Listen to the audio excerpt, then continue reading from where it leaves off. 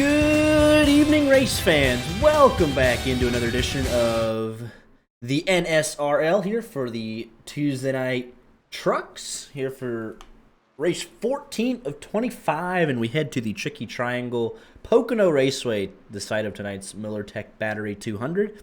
As always, here with my co-commentator in the booth, Art. How we doing? Doing pretty good. We talked about it last time we were live. We haven't seen a lot of great things out of Pocono in our time, so we're hoping we can see something different here today.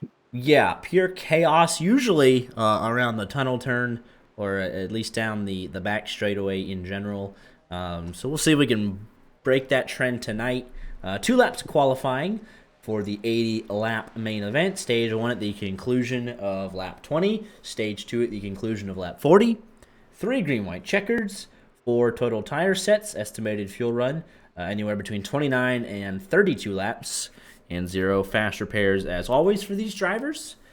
And we'll go ahead and show you how the championship standings end up after the conclusion of the race 2 weeks ago.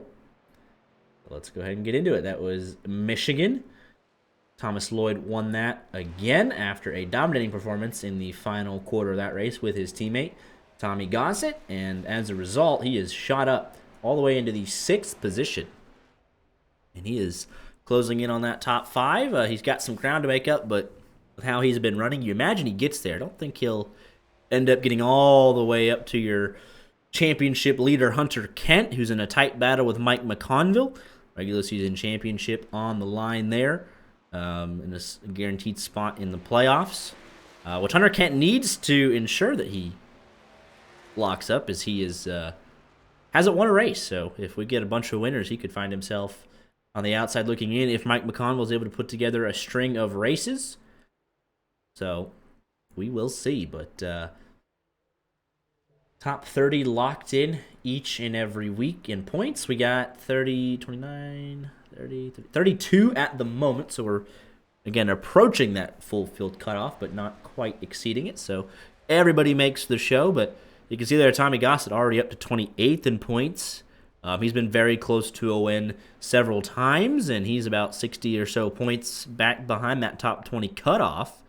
Imagine if he makes it in to the top 20, then he's got a real good shot at it based on his performance. Going further back, the cutoff, our first man out's Jake Watson, Eli Tomlin on 124 points.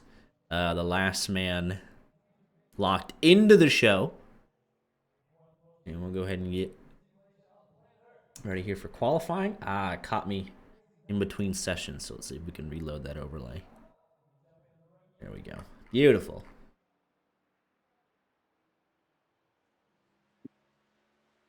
Let's see here.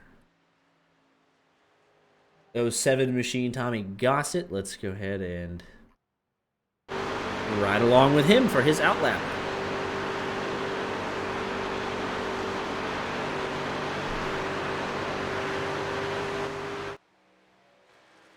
In a patriotic 07 machine, we approach the 4th of July. I imagine this will be a potentially a 1-lap quali.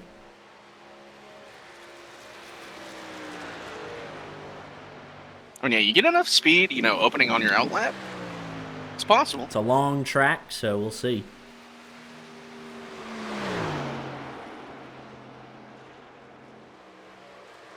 Look at the hands working there on that 07. Very loose. It will not be this lap for that 07 machine. He'll have to. Well, he only gets one chance, so. Looks like there's a lot of speed in that truck. Loose is fast, and he just overstepped it. Exiting one. Here comes his teammate, Thomas Lloyd.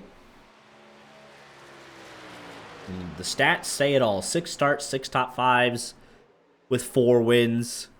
5 of those top 5s being podiums. We wait for the first times to cross the board.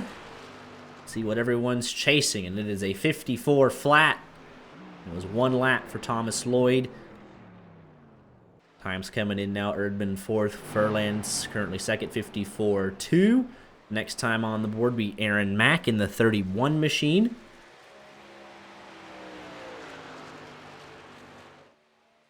.5. You'll see a lot of spread just because the track's a bit longer, so the qualifying gaps will be a bit higher.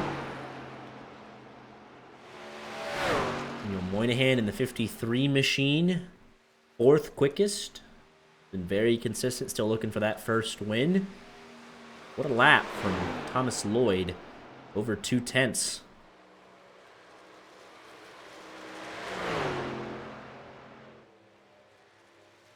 To Claude Furland. Hunter Kent, half a tenth behind, 54.08. They've been oh so close pretty much since he showed up. Hunter Kent just trying to find that little bit extra.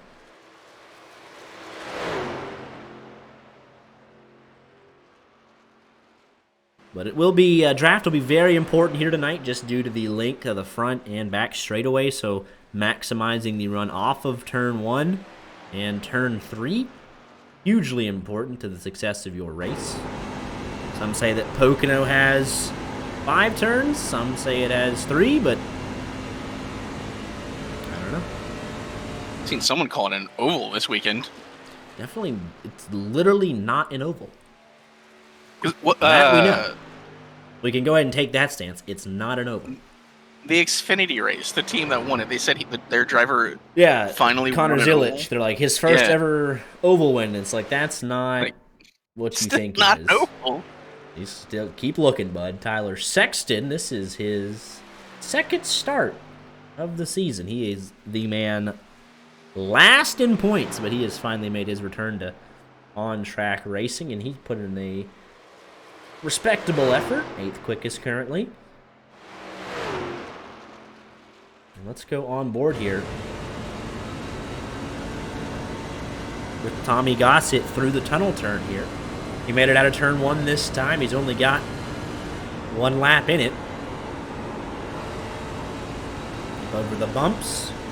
And into turn number 3. Late apex.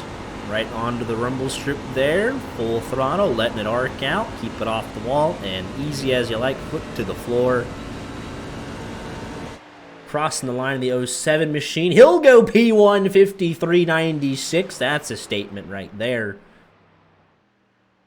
7/100ths of a second. It's been a statement by that team since they've shown up. Show up, win race, have a good time. Pretty much. One race they haven't won so far. Charlotte, and that was caught out by the strategy there. Joseph Lester took that one in a thriller.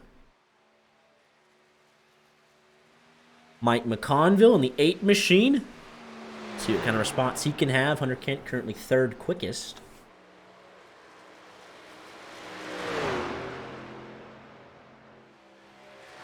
But since they showed up, the duo of, I guess, trio, Tommy Gossett showed up a bit later, but Quentin Warman, Thomas Lloyd, and Tommy Gossett, from Texas to Michigan. They've won every race but one. That race at Charlotte. And where Thomas Lloyd wins, Tommy Gossett usually right behind. Or just in the running. There was 9 different winners in 9 races, and then Thomas Lloyd has won 3 out of the last 4. Conville's 6th quickest. Mike Hasty in the 70 machine. He's going to go out for a second lap, see if he can improve on that 54.87. And he does so, goes to 19th quickest. So some of these guys purposely setting up for that second lap. It doesn't have to be a 1-lap quali if you're trying to build some momentum, but 55.87 on the first lap. Definite improvement there.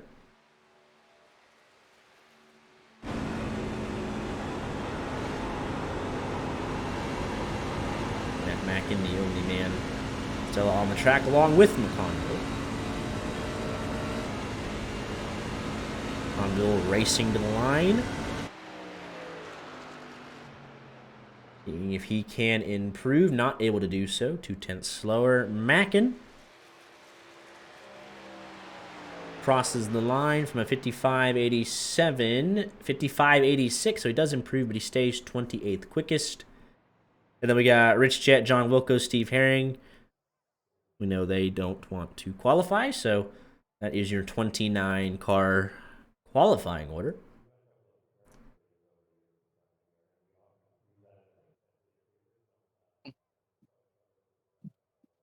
One man into the 53-second bracket, and it's Tommy Gossett. 7.5 hundredths over his teammate, Thomas Lloyd. With a minute remaining, don't think anyone, maybe Richard Pruitt sneaks out, but not even in pit lane.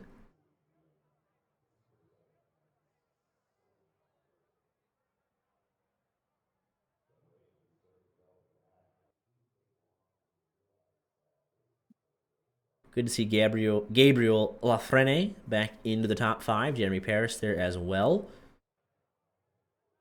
Good qualifying effort for Levi Poland into the top 10 there. William Kemp, he's going back out.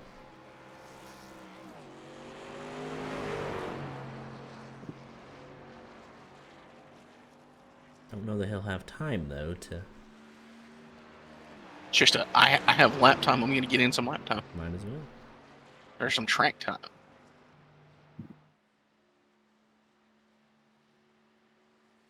Looks like everybody's number is working, so there we go.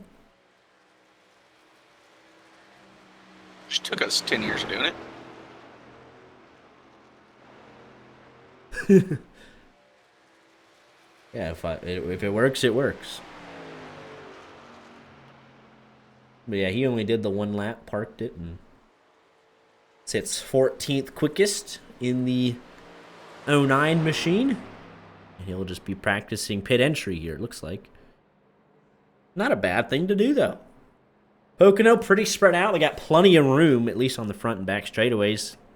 It'll really condense going into turn number 2. And we'll see a lot of action off of 2 and into 3.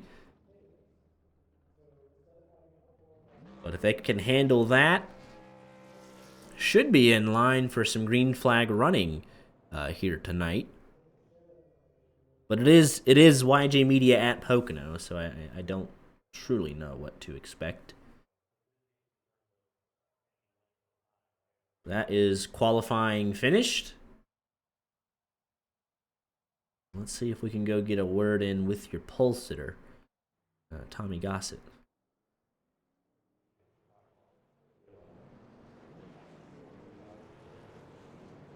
Let's move him to the... Damn you, Tommy Two-Tone! Tommy Gossett, your pole sitter here this evening. The only man into the 53-second bracket, so we know he's quick. Obviously over one lap. How you feeling tonight for the race? Oh, I'm feeling pretty good. Me and Pocono get along quite well, and I put in a lot of time last week racing C Opens to get prepared for tonight, so I'm hoping to put on a good show for y'all. Absolutely. What can we expect? You did the C Opens. What can you expect from that carrying over into tonight? What kind of racing should we expect to see?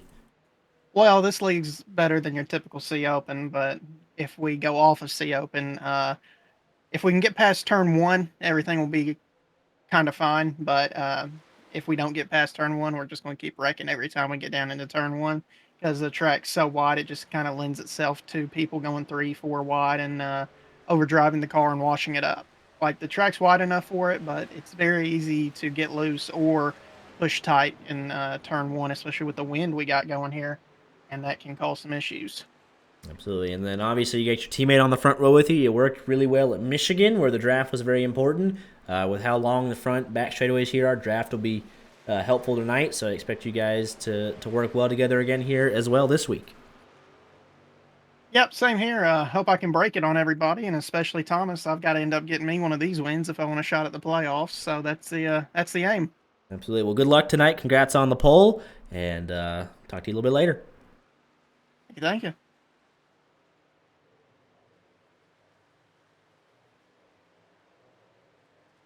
Man's predicting we'll talk to him later.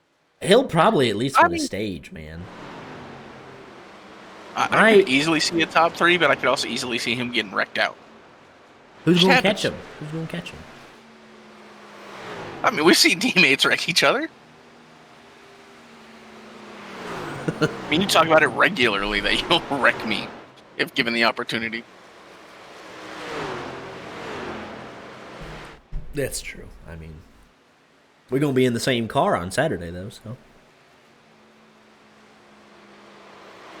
Wreck the car on purpose. I'll start it so I get my 2 hours of enjoyment out of it. We got somebody hopped up on Root Beer. That's my man right there.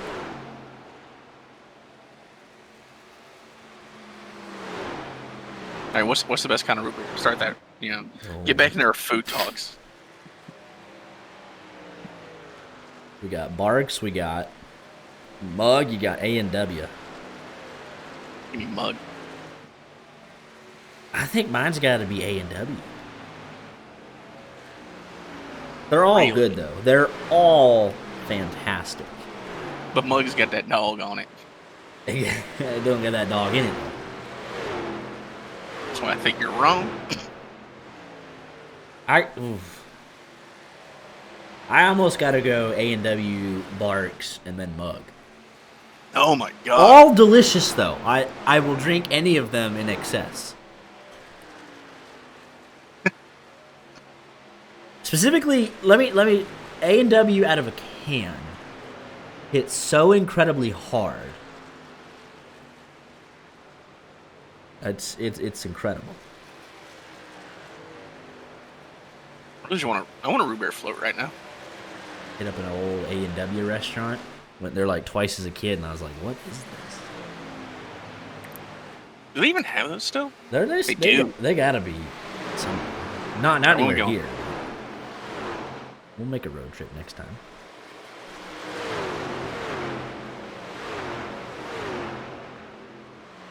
Go to Kentucky. That. Go to Louisville.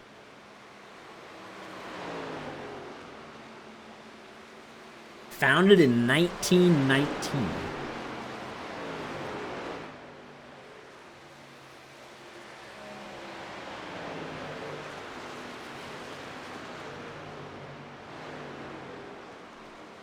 Warm up just about over. Alright, who we got winning this thing tonight? I mean, I don't want to pick one of the top 2, but I'm proud. Give me Tommy Gossett. Give me Just gonna- Thomas Lloyd. I mean, they're until somebody beats them. We talk about it all the time when someone gets hot like this. Until somebody beats them, yeah, we're just going to keep picking them. Effectively, right now it's a 50-50. I mean, one of them two is going to win the race. You got cheese curds at A&W. Ooh, You got sriracha cheese curds as well. oh my. All right, here we go. Can't believe we got a Wilfred Brimley mentioned. We only got the one Good pace lap. Drivers are gridding up right now. 30. Oh, we got 33 of them. We got a late entrant. Who was it? I don't even know. Was it John Wilco maybe that snuck in there? I think it was. Got 33. Where's Corbin at to set the over-under on cautions? I want to say I put it at 7. I would take the under. I don't know why. I don't know. I think that's me being hopeful. Give me under 1 caution. Under 1. Hey, we got 2 stages, bud. 2. Under 1, that's not stage, obviously. Fair enough. But here we go. We're rolling. And everybody but Brandon Meir, although he is on pit road, so all 33 are here. So that's good to see. Nearly wrecking, getting off of pit road. That's not a good sign. Couple trucks nearly making contact there. It's a good looking field. Got some good paint schemes in this field. Richard Pruitt. There we go. He's rolling now. And Brandon Muir will join in progress once we come around. We'll be ready to rock and roll. Yeah, Tommy, he talked about, making around turn one. Brandon Muir, he's like, I'm going to make sure I get around turn one. Oh, Richard Pruitt. Yep, there he is. Just now getting off of pit road, and he'll catch up to the field.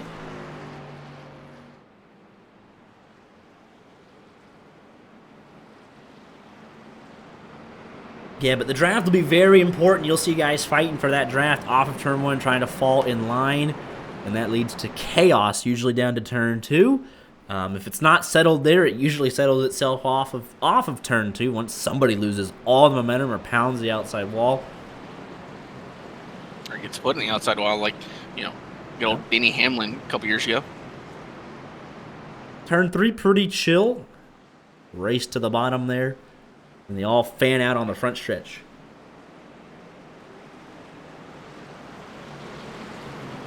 It should be a fun one, man. We got the tricky triangle. Let's see who tames it.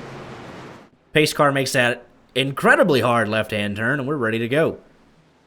Through the restart zone, and we are green. And who will make that first move? There's that 71 coming out, and it actually was pretty tame. Did not see the normal fan out. There's a little bit here in the back. We're 3 wide. Got that 42 up on the high side. Sylvain, that wasn't Sylvain. We got another purple car in the field now. That's Tyler Sexton. Ah, that would make sense. Yeah, he was way up high, and we see a little 3 wide. That's the 64 machine. The 09 through the middle, 3 wide through the tunnel turn. And somehow, they made it through. That was massively impressive. Still 3 wide. Tane Hodison sticking his nose in there, but the 09 of William Kemp holds serve. And it's Thomas Lloyd in front of his teammate after the first lap. Here comes Hunter Kent with a run. Battle for second is on. Moynihan up 3 spots. He's side by side with Furland. CJ Erdman, Matt Mackin, Rich Jett also up 3 spots on the opening lap. But they did all make it. Conville up 2. He's in P4. Might take a shot. I'm going to assume not, though. Not through the tunnel turn. Don't want to stick your nose out that late, but single file for the most part, all the way back here to about the 11th position. That's Levi Poland. Trying to hold off John Crow Sr. and let's see if we can refresh Trading Paints one more time just to make sure everybody's where they're supposed to be.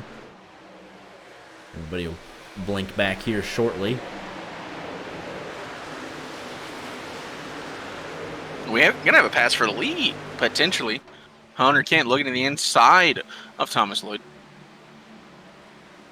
52 and 76. Bitter rivals over the last couple of months at this point. 76 going to have that run off the high side. 52 not giving it up, but he will have to fall back in line. McConville. Oh, I thought he was going to make it too wide. He had his nose on the inside. Way out of line. That allows Jeremy Paris to sneak through. Minto trying to take advantage. 06 will fight back on that high side. He'll try and wind up that momentum. The drafting help should be on that high line. Ooh, McConville. Oh, man, that 06 nearly hooked the 05, and he'll be pushing him all the way down the front stretch. Biggest mover so far, CJ Urban in that 94 machine. He's looking for another spot here on Sexton into turn number 1. He's got Dakota LaRue right behind him, and Giesbrecht, Mike Hasty in the mix. You see 39 having to fall back in line to pick up the draft off the trucks in front of him as Hasty makes a move into the tunnel turn.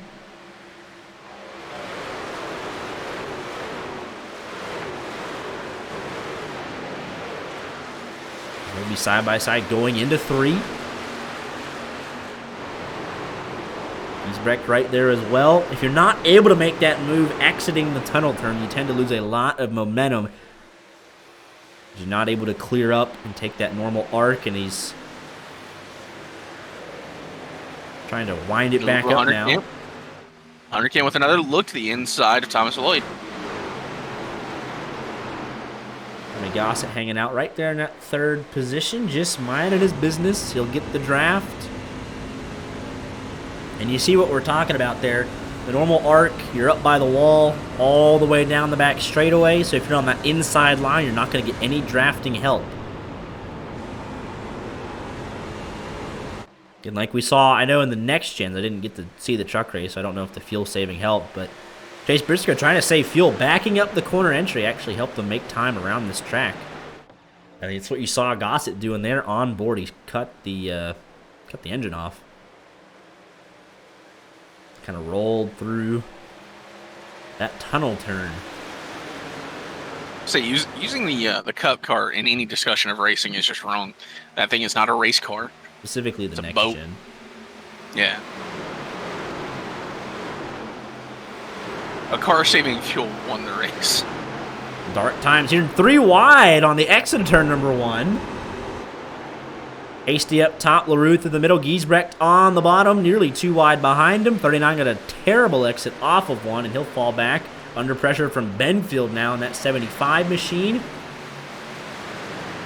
Andrew Deemer right behind them in a new look 83.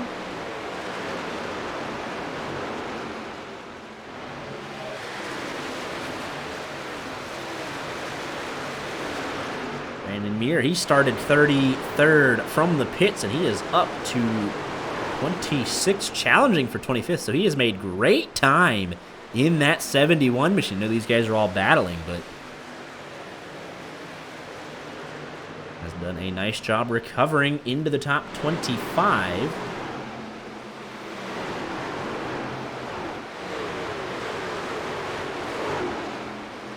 Todd Furland and Aaron Mack going at it there. That's the battle for 9th.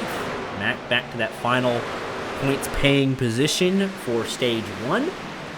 Got about a second and a half on Levi Poland behind him. Moynihan also getting up, a couple spots. I believe he's up 4 right now. Into that 7th position, just tucked in line, trying to close in on that 05, who has been pushing the 06 down the front stretch for the last couple of laps. 06 got a huge gap on him this time, all things considered. Car length and a half. In the last handful of laps, he was getting pushed off into turn number 1. As it's been very even. It has been Hunter Kent about half a second ahead of Tommy Gossett, and then about 2 car lengths here, a car length and a half, car length and a half. It has been very static among your top 10 for the most part. 2.5 seconds first to 10th, all single file. Addison taking a peek on that 09 machine to William Kemp here into turn number 3. 09 washes way up out of 3. 22 will take that position. 09 will have the momentum, though. Oh, we got Sylvain Joly pounding the outside wall, and I think that was CJ Urban that did it as well. Hitting the wall off of turn number 3. Hasty to the inside, trying to complete the pass. Yeah, that wall on front stretch tends to catch people out. You just carry a little bit too much momentum. Hasty will be able to complete that pass, move him up to the 18th position.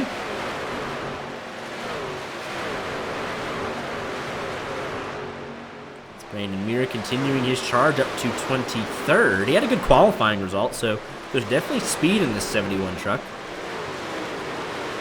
Nearly ran over Giesbrecht. 2's loose. 71 has to take evasive maneuvers, and he'll save it. 39. Oh, caution. They all saved it. Andrew Deemer, Chris Claude, Rich Jett, Ron Fitting. Everybody checking up as a result. Matt Mackin right there as well. And even battles here for the 30th position is Richard Pruitt. Going to try and complete that pass on Matt Metler. He'll do so. There's Steve Herring right behind that. And John Wilco way off pace here. And in danger of going a lap down. But the only one in danger of that in this first stage, so he would get that lap right back about 10 seconds, 9 seconds from going a lap down there.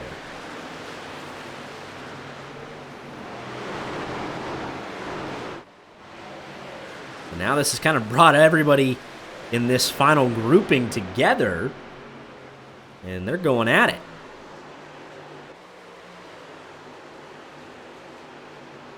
'71 way up out of the groove there. He's coming in. I didn't think that he had hit that wall, but could be unscheduled or just trying to try something different. Maybe he'll just come in, take that pit stop, and not pit during the stage. There's a good battle here. 5th on back. Is Moynihan able to take that spot away from Jeremy Paris?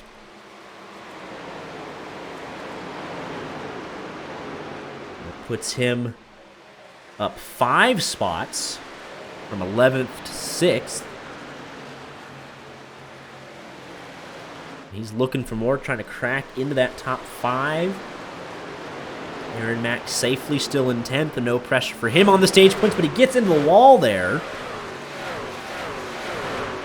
Jeremy Paris right behind him.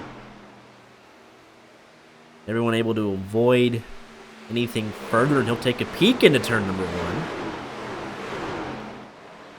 He'll drive it in deep, try the slide job out of the exit of 1, and he'll get it done. Honestly, a little lucky he didn't get turned there. That was close. He'll try and set off after McConville for 4th. That was a great move. A little risky this early on, but he made it work.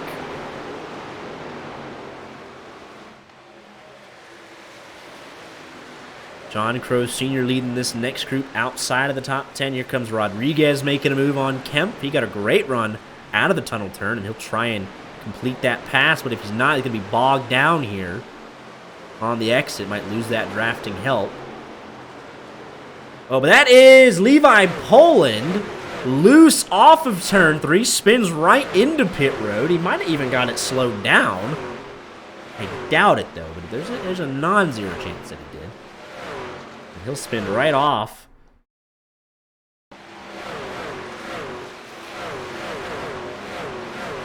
No contact from either of them.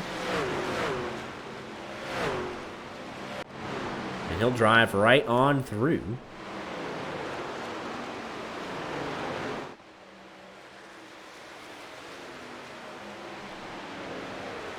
Looks like that was a legitimate pit stop there for Brandon Muir. Came down and was on pit road for 30 seconds there. Sean Wilco is going to go a lap down. So now that 71 machine is no longer the lucky dog.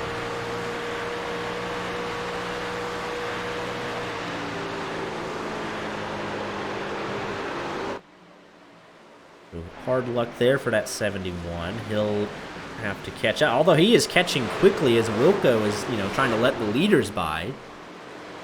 So he'll be about 5 seconds behind, and we'll see if Wilco picks it up to not lose that lucky dog. But he's kind of stuck here in a long, snaking train. And we'll have a battle here for the lucky dog. There he is. Wilco being extra conservative, and he'll lose it. He's just putting around the apron, so there you go. We are back to the lucky dog. So he lost out there big time for about 20 seconds.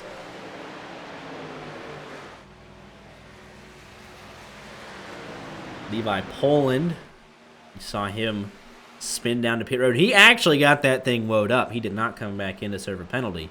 So an impressive display of driving there. He'll have a lot of work to do in stage 2. But he's still got the truck in one piece.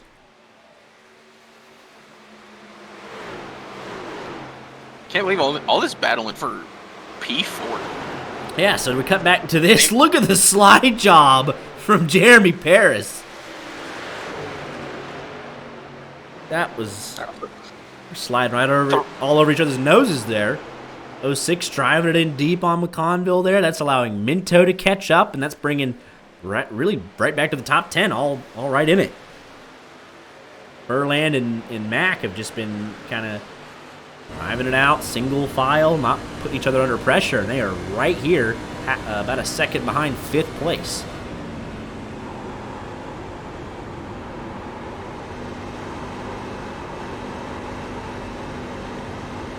Once you get to battling, look how loose Minto was there on the onboard. As I say that, Aaron Mack has decided it is time to challenge there for that 9th spot. Took a peek to the inside off of 1, but will now fall back into line.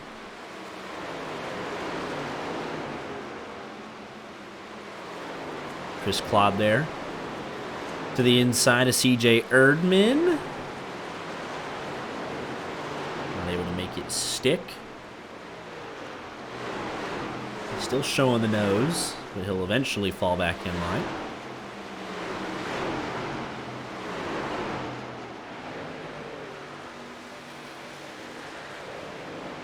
In what has been green since the drop of the green flag.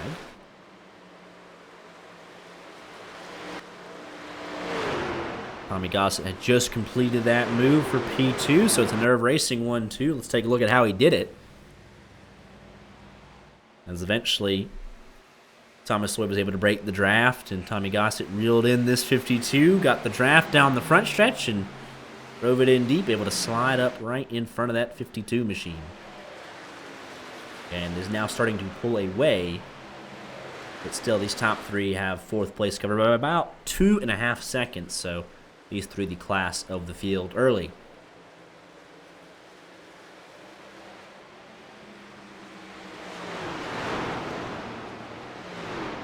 Spot there for Greg Holes on Matt Metler.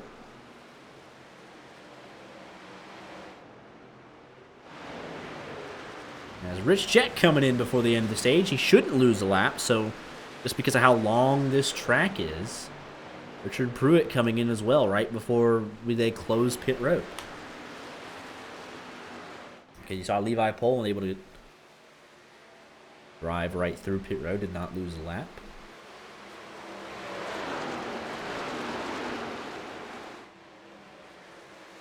A little bit of strategy at play here. Hey, it's so possible for what I said, 0 cautions outside of, stage. They have done a nice job so far. And actually, they might have been a little bit too far back. Rich Jett. I think Jett will survive, but not sure about Richard Pruitt. No to Pruitt. And even Rich Jett will be very close, so strategy there. Rich Jett. And this is one where you can consider how aggressive do you want to be, because this race has been so clean. As you got Greg Hulls and Giesbrecht 38 on 39 there. How aggressive are you willing to be when there has been no cautions thus far? Do you dare try and save a set of tires? As we got the battle here for 4th. Moynihan continuing that charge. He did get up into the top 5, all the way up to 4th. Got a car back in the wall. That was Dakota LaRue way back in the field.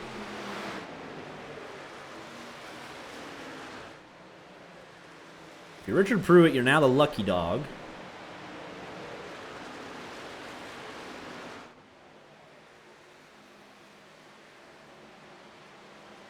As we are here to conclude stage number 1. Rich Jett will avoid getting lapped.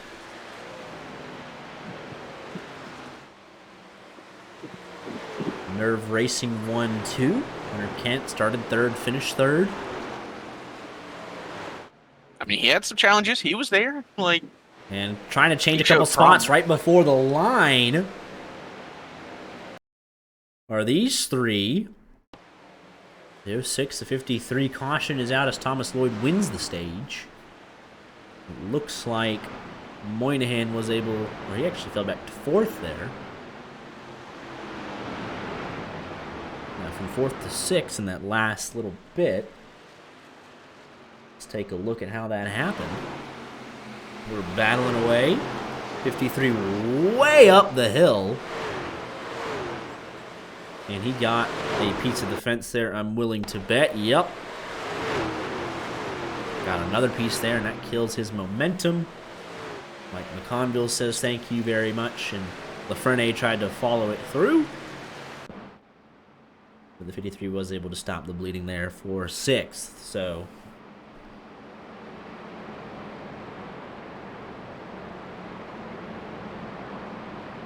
no caution in that first stage. You'll love to see it.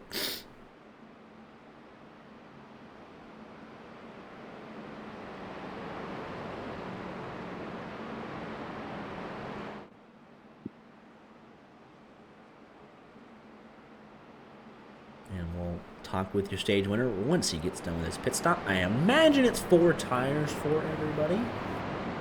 Fall off wasn't terrible. It's about a second, but it's a huge track, so don't know that it's that bad.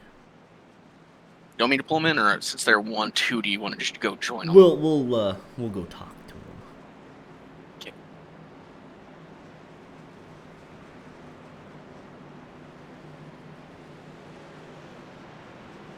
But here we go. There's the strategy. Rich Jet gonna stay out and lead this race.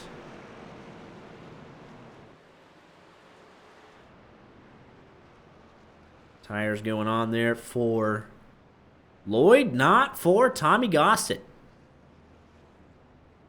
How about that? Tires for most everybody else. So let's go talk to him.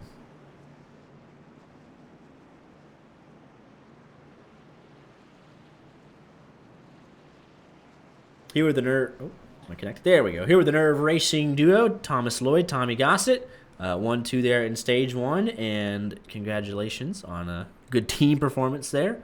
And splitting the strategy there on the pit stop. So, what's going on there?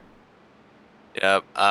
Tommy always likes to do the no tire strategy in stage 1. I wasn't really paying attention, to be honest, so I just did whatever I felt like doing.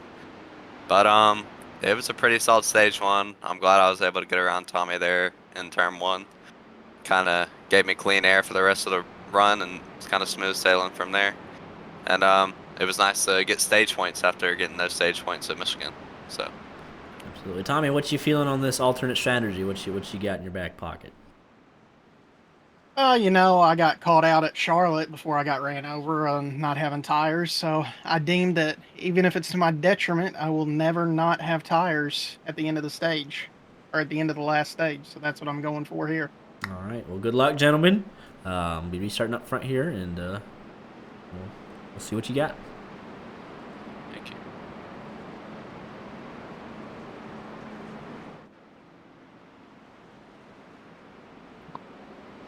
So Rich Jet going. We were in the waiting room. I just realized. So I moved us to the actual broadcast booth. So Rich Jet gonna stay out. He did take 4 fresh tires, and will have no wear. So he is going to.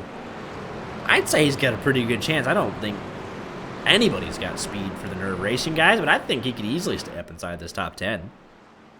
So I love this call from Rich Jet, especially when you know it's going to get pretty strung out. No cautions. I like it. Get that track position early, and then don't have to worry about it. So I will say for Tommy Gossett, he doesn't. It's 20 laps. I know it's a long track, but he's got great speed. Fall off's not terrible for him. So we'll just have to see.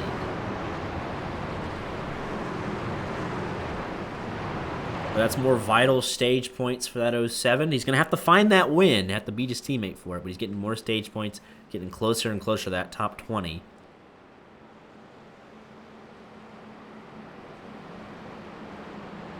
Hunter Kent finished ahead of Mike McConville on that stage, so extending the lead on the regular season championship. That's what he's got to do, week in and week out, until he finds that win.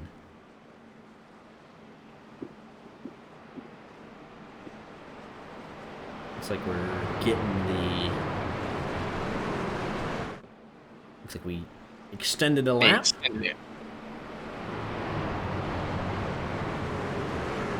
Heat index tomorrow as high as 106. Oh man, that's just not good now, is it? Holy smokes!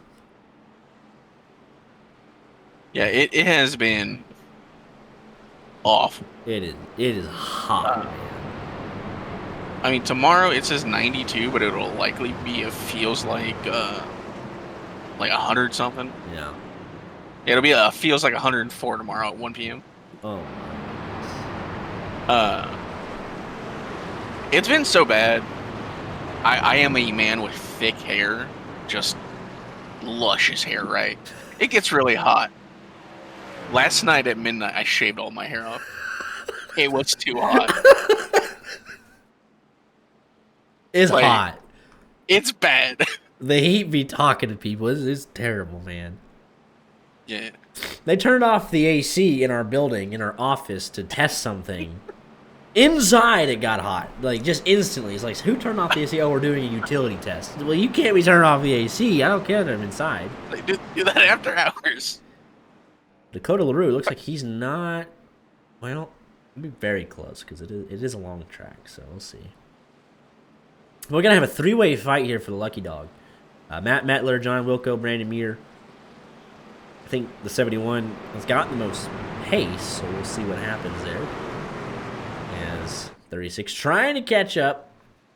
I don't think he'll be able to, but as long as he keeps it clean, he won't get lapped, so. Pace car makes a hard left-hand turn. Rich Jet in front of this field through the restart zone. We're underway.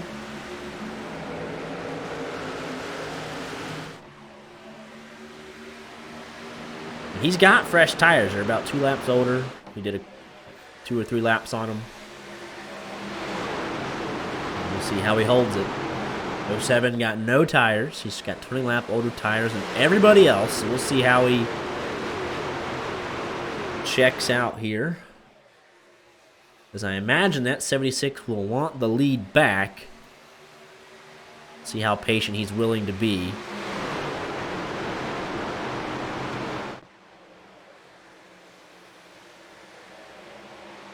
Going to make that move into turn number 3.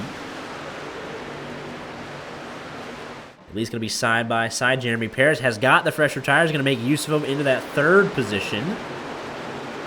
76 on 77. Momentum with 77 for now. He leads that lap.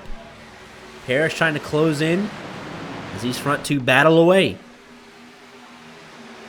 76 will drive it in deep though. Hunter Camp Moynihan and Mike McConville trying to get around Tommy Gossett. Going to put even more ground between teammates. I think I just heard a car blow up. There's a caution now. Stony Benfield. Man, that don't look too good. Ooh. First real caution of the night. 75 machine.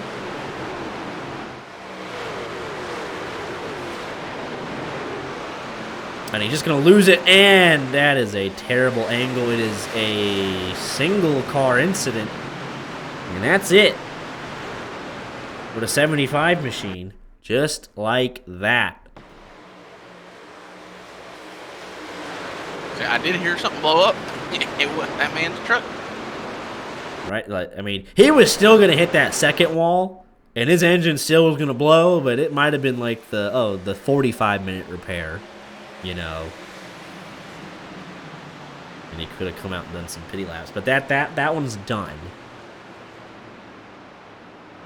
So it looks like at the time, John Wilco, there's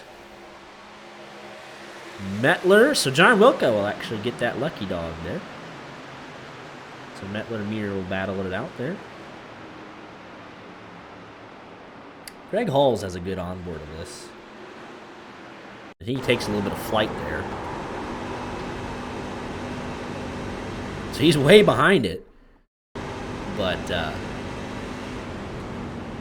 you can see him turn the wheel. Which way is he going to go? Left, right, left. And he takes a flight there. And he holds on to it.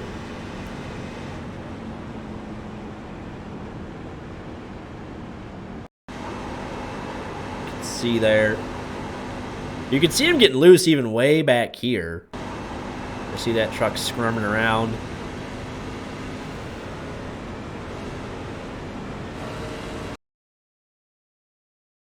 Right here, CJ Erdman, we'll just watch it in turn number 1. Trying to make that move on Sylvain Joly. Just a little loose the whole time. He got loose once, and that second time snapped around on him.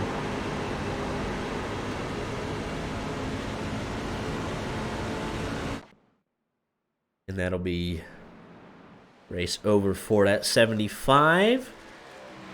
I will say, Gossett's sticking to it. He lost a lot more than I thought he would.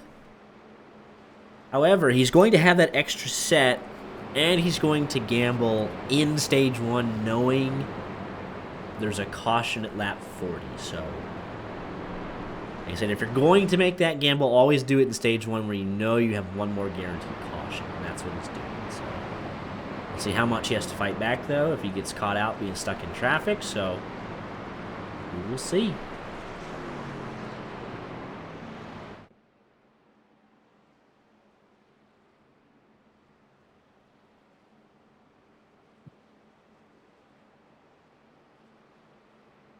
Thomas Lloyd was leading at the time of caution there. John Wilco back on that lead lap. A couple guys came down under that caution. Minto and Tyler Sexton, Dakota LaRue, and Greg Hull still on pit road. We'll see what they're able to get back out.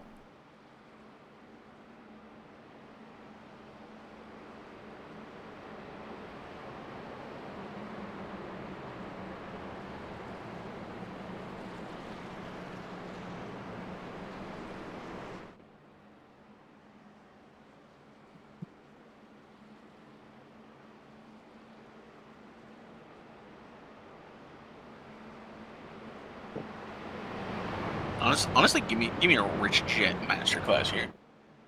Listen, I'm all for it. It looks like all three of them were able to get back going. So still just 2 cars, 1 lap down. We'll be battling for the lucky dog. If we get one of them's guaranteed to get their lap back here in just a couple of laps. So it should be the urgency should be there. You don't know if you're getting another caution after lap 40. So I would push hard while you have the chance.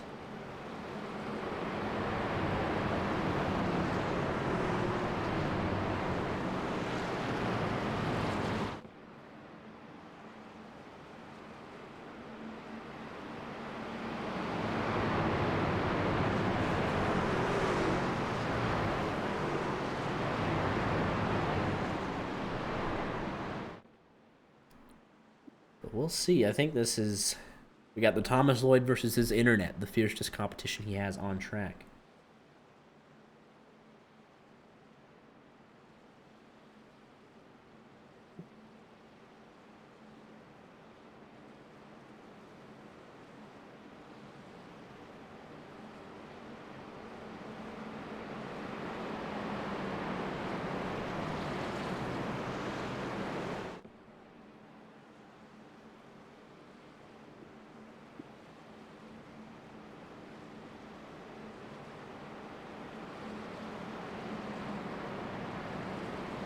You want to know the CONCACAF stat of the night in the Gold Cup? Oh, no. The first half of Panama versus Jamaica ended in the 62nd minute. So I know what I got. I gotta know what I gotta look up after this. That does not sound right. That's not how that works. Just a casual 20 minutes of extra time almost. Here we go. Thomas Lloyd back on the loud pedal. Jeremy Paris, good restart. He'll follow him through into second. But the outside lane, they got 3 trucks tucked up tight.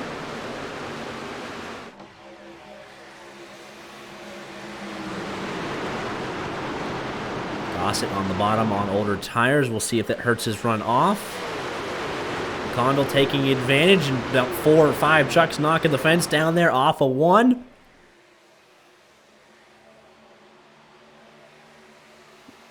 Side by side into the tunnel turn. Aaron Mack gives him a little bit of a break from behind. And brave it around the outside. Looks like they all made it through.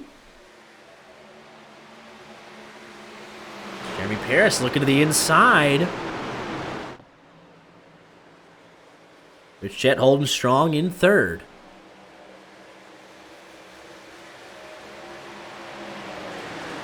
It's time to make up spots right on the restart.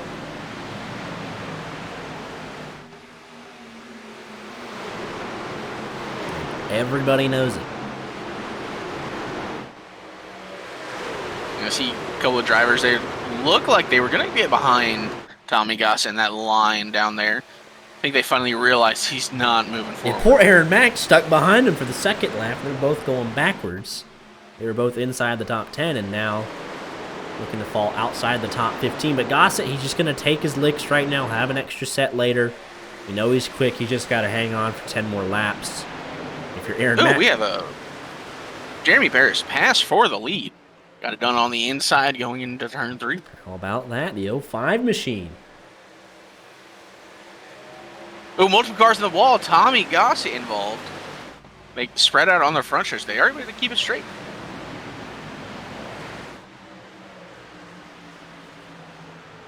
As I said, he's just got to survive. Let's take a look at what happened here. Oh, yeah. It was Mike Hasty clobbered the fence. Aaron Mack all the way down to the checkered flag on the complete inside of the front stretch. And Gossett had to take evasive maneuvers there, but he'll be just fine. But they'll re-rack it. 70 machine said, I didn't hear no bell. Fresh tires do wonders there for you.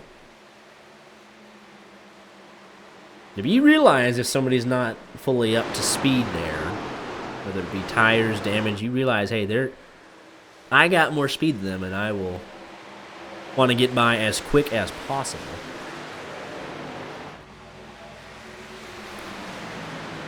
Just like that, though. 76 right back to the front. McConville late move on Rich Jett.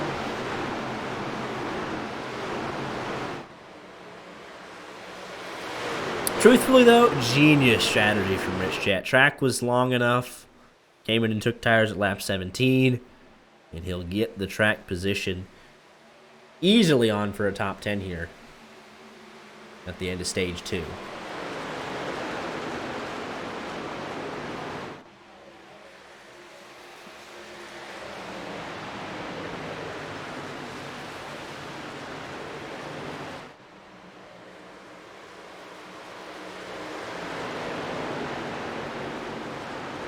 Battles way back here in the back half of the field. We had some little bit of 2x2 there through turn number 3. Wilco with the lucky dog, and now he's starting to race a little bit harder. He's got LaRue behind him and drafting there on the inside line.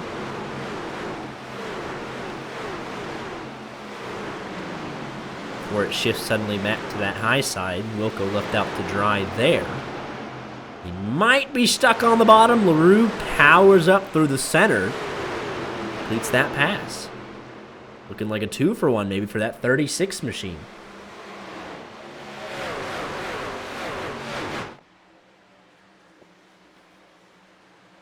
I don't think they like each other. They're getting into it. Diego Rodriguez on the outside of Wilco. Greg Hull's trying to hang tough on that right rear, but the 36 should have this move complete. Well, never mind. He's clear. A little bit longer than I thought it would. Say battle right there back behind him. Momentum on the high side. Here comes that 71 machine. He's got the lucky dog by half a second on Mel. Oh, McConville goes around. Caution's out. Oh, they're stacking up. Moynihan involved. Hodison involved.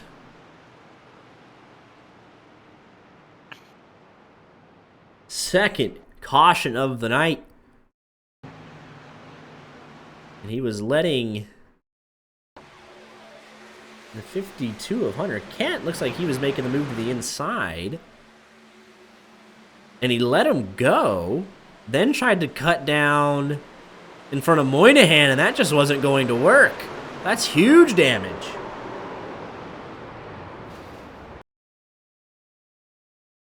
See it here. Trying to cut that gap.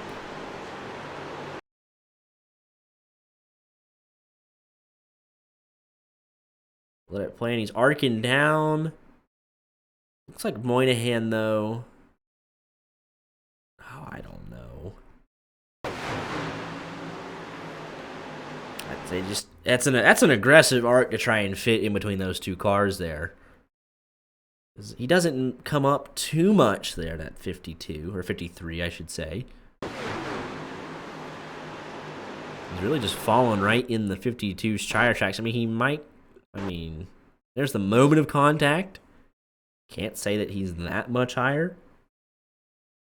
I mean, you gotta there's a natural arc in the cars. Right. You can't keep it glued unless you've got the freshest of fresh tires. But so contact's made.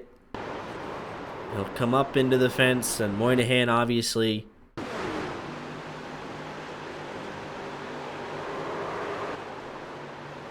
Oh, Lafrene is going to get into the back of Moynihan after he checks up for it. And Hodison into the back of Lafrene. Claude Furlan nearly gets a piece of it. I think he'll just escape.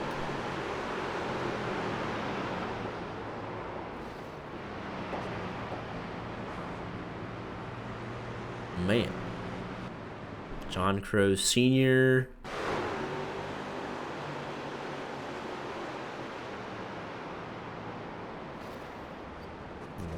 Just have a smidge there on the right front, but he'll be okay.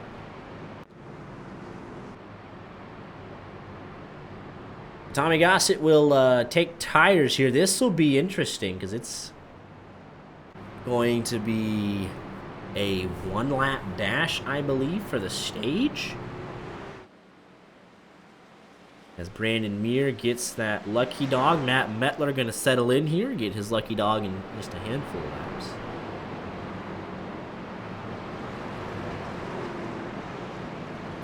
Curious to see how long McConville is on pit road for. He's got, that was a hard hit. Long track, you get plenty of time to fix it under caution, so. But that was severe damage, I imagine, to that left front.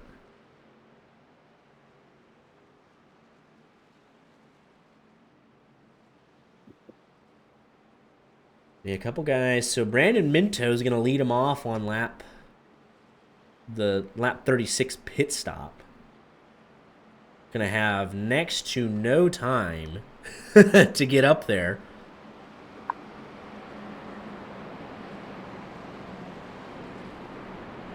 But they're thinking of this also for two reasons. Maybe you steal a stage point because you got 17 lap pressure tires or 15 lap pressure tires. You maybe sneak into the top 10 if you go like crazy, but you're also not going to pit again after that one lap dash. So it serves two purposes. And I like that call as well. It's 1st through 17th going to have to come in and pit. In one lap's time here. Because we should get the one to go this time by. that is if they don't extend it. They might extend it to not have the one lap dash. So let's see here. But we should get the one to go. And Mike McConville, he is going to beat that pace car out. Heavy damage on the left front, but he stays on the lead lap. And if we, yeah, the lights are off, so everyone looks to be good. I know they're getting sorted out in the back. They can always change it. We'll monitor that. We'll have the 1 lap dash. That's good news for Mettler. He gets no pressure lucky dog, essentially, if they let him race for 1 lap. Conville gets another chance to fix a lot of damage. Try and salvage something from this race. They're a bit mixed up there in the back, maybe, but I'd love a good 1 lap dash for the stage, man. Let's do it. It's been a while since we've had one of these. Once again, give me that Rich Jet Masterclass. Jeremy Paris. You know he likes to be aggressive, get up there, get a stage win.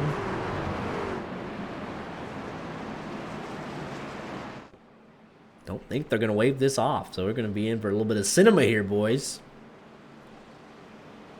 There actually be 2 laps to go, so it's even better. You get 1 lap to get up to speed, and then 1 lap for the money. And you got a topsy-turvy top 10 as a result, so stage points on offer here.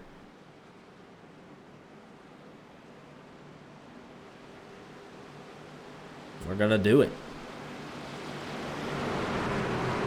Pace car makes a hard left-hand turn. Thomas Lloyd is back underway. And he gets a great jump. Only got 2 laps to go. You might as well jump early. Let's take a look here at what Brandon Minto wants to do. Steve Herring says, I think I know where this is going. I don't want any part of it.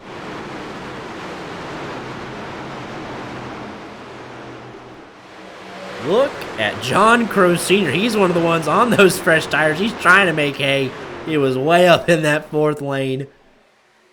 And now he leads the fresh tire contingent. Boxed in as much as you can be, though. So, going to back up his corner. We'll see what any... Top 10 looks pretty stable. Aaron Mack trying to get up there, take a point away. Caution comes out now. That ends the stage. Go 1 more time around. Side by side there for that 4th position. CJ Urban takes that away. It's Dakota LaRue. Looks like he had a similar incident. He wrecked right onto pit road. He's going to have to get going, though. White flag in stage number 2. John Crow Sr. up to 14th. Think he's too boxed in as Jeremy Paris is looking to the inside here. Hunter Kenton 3rd if something happens. Both going to drive it in deep. 05 got a great run. 1 more corner for the stage. Paris to the inside. Lloyd on that outside. No contact yet. Now there's the contact. And it's going to be a sprint to the line. 76 has that momentum on the outside, and he'll take it. As we got wrecking across the back half of the field.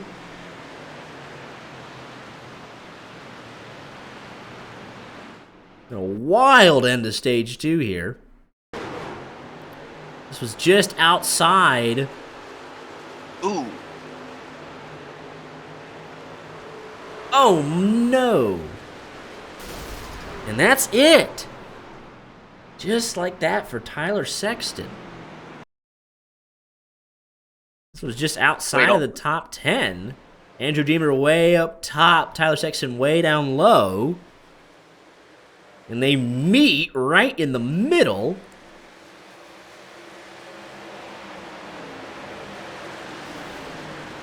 And wait all that time to show up in a race and die at stage 2. I mean, there are a handful of drivers that are very lucky he didn't bounce up further than that, because that could have been catastrophic. So yeah, the initial contact is made. 83's coming down. 42's coming up. A bump, and then he's trying to keep it off the wall at that point is the 83. And bam, there it is. And then let's take another look at this. For stage 2, for the win, Thomas Lloyd sweeps the stages here.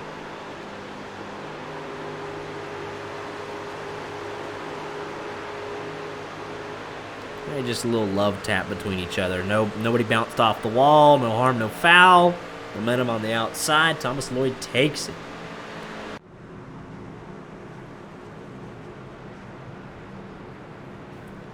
So now you got everybody that pitted on lap 36. Matt Mettler going to be your lucky dog here. And that was fun, man. That was exciting.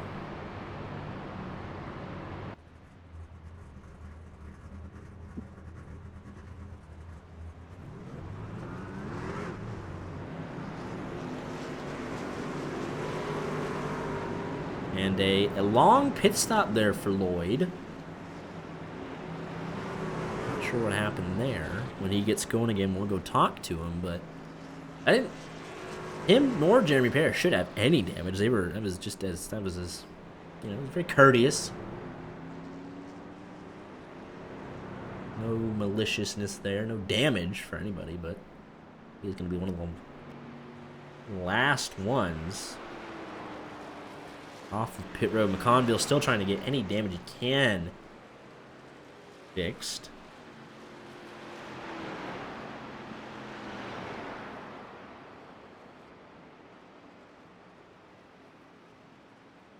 And we'll see what happens.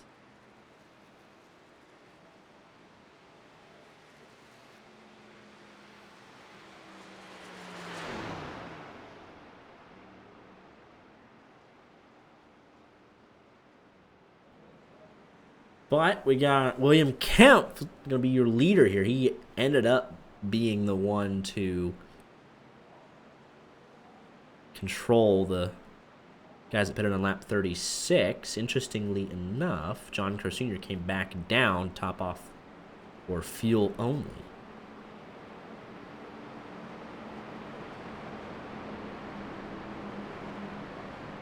Thomas Lloyd does get back underway.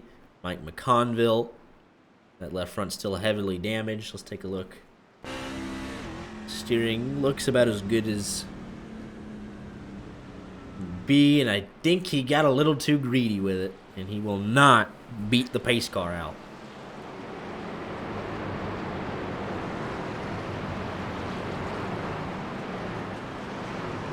Looks like we lost Richard Pruitt at the end of that stage. Dakota LaRue also lengthy time there on pit road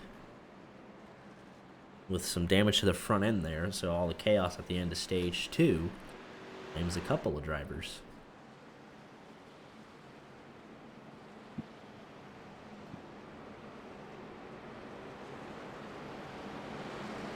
So now it's topsy-turvy. You got Tommy Gossett here in 4th. Got Hunter Kent, Paris 11th, 12th. Thomas Lloyd down in 28th. Plenty of time to make his way back up through the field. We've seen him do it plenty of times. Less than 40 laps to go here at Pocono.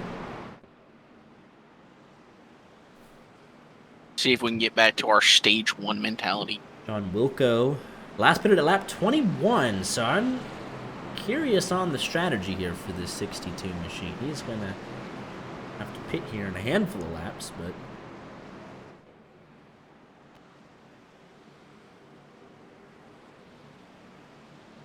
with McConville and Dakota LaRue going to be battling for the lucky dog.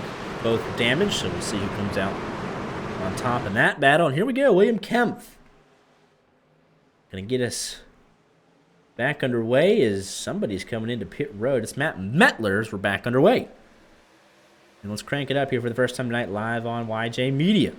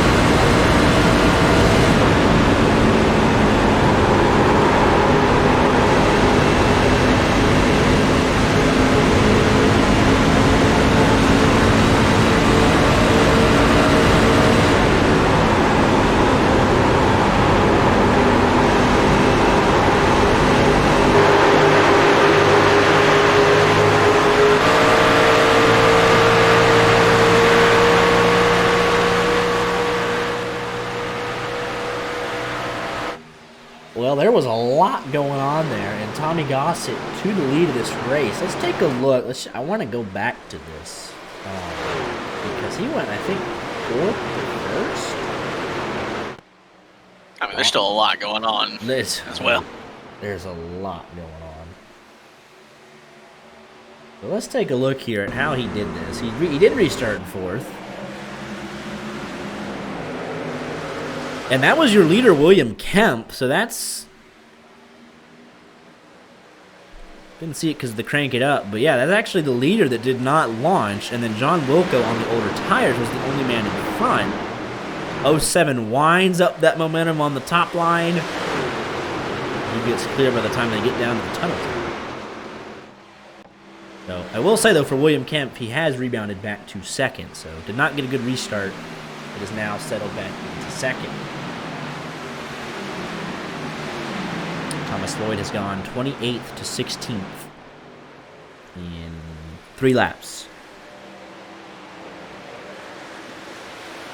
5.5 seconds behind his teammate and getting shoved around by Andrew Diener, but Price says, you know what, I'll take the bump draft. I'll take the extra speed. Gained him a couple of tenths there. Going off into turn number 2. Yeah, a little too wide traffic to work probably. with. Will he make it 3 here?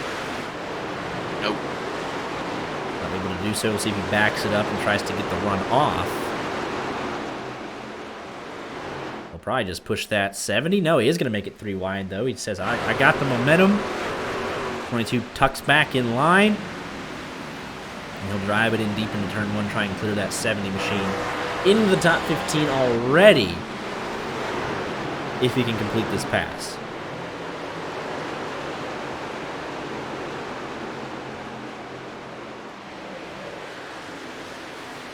Moynihan trying to recover. Remember, he was involved with that Mike McConville incident. Tane Hodison got run over there. LaFrene has a little bit of damage as well, but he is in that 4th position. Minto to 5th, or Minto to 3rd. John Crow Sr. up to 5th, having a great run here tonight.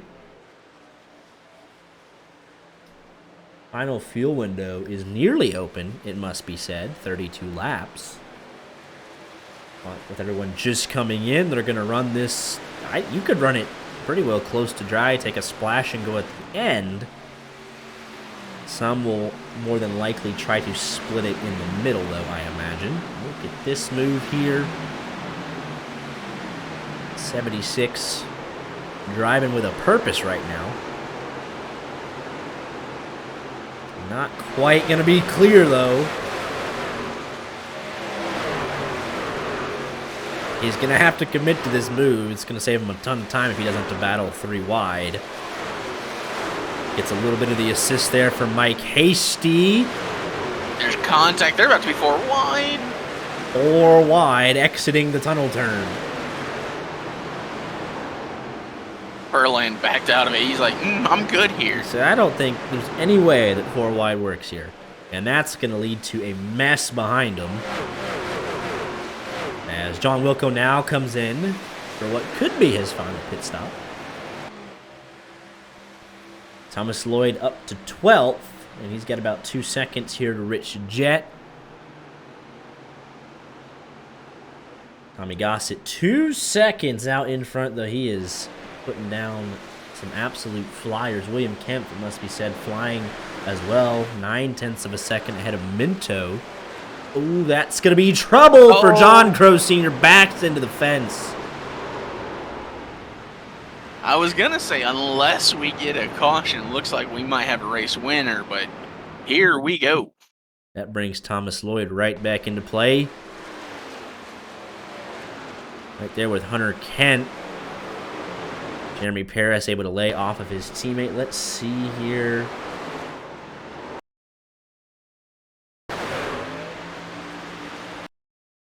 Don't know.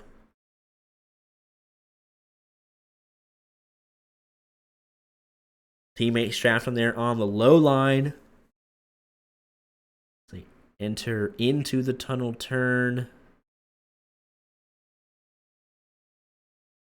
Play this in quarter speed, and yeah, that 54/.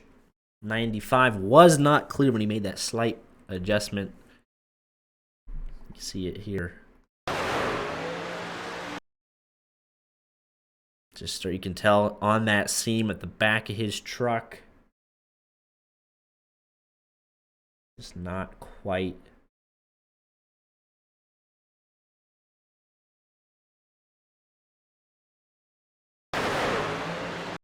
clear, unfortunately.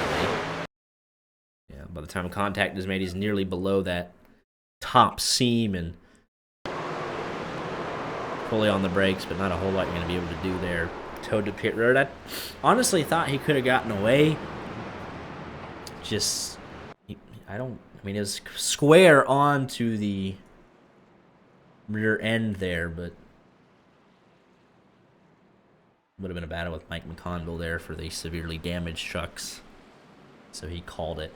I mean, a night. It wasn't even severely damaged. I mean, the rear end a little bit. So here we go with the strategy call, man. William Kemp, CJ Erdman, Mike Hasty, Claude Furlan, Daniel Moynihan, Andrew Deemer, and Ron Fitting going to stay out here. Might be trying to save a set. I think there's a little bit more action in this race. And John Wilco, by the way, who just pitted, is going to be the hero in this. As Mike McConville gets that lucky dog. And they're still going to... I mean, that left front just... That was hard to hit. I'm surprised he got out that first time when he did. So he's trying to salvage something from this. And everyone that goes out, he gets just a couple extra pity points on those that don't finish this race.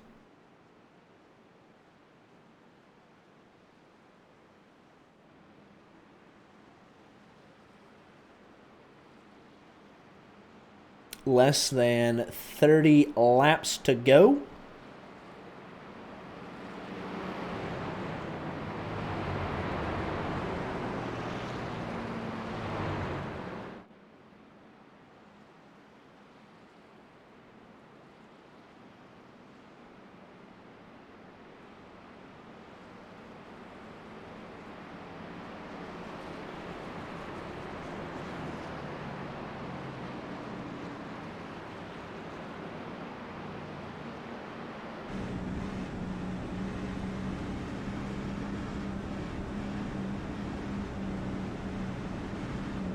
We got still a couple of outstanding strategies here. And I think we're on pace for at least one more caution. It's kind of when do you get it? And can you take advantage of that last pit stop wherever those tires might be bolted on? You got Thomas Lloyd back there in a little bit of traffic with his teammate. Can they make it through the chaos? We know they're both very, very quick. Now right in the hornet's nest.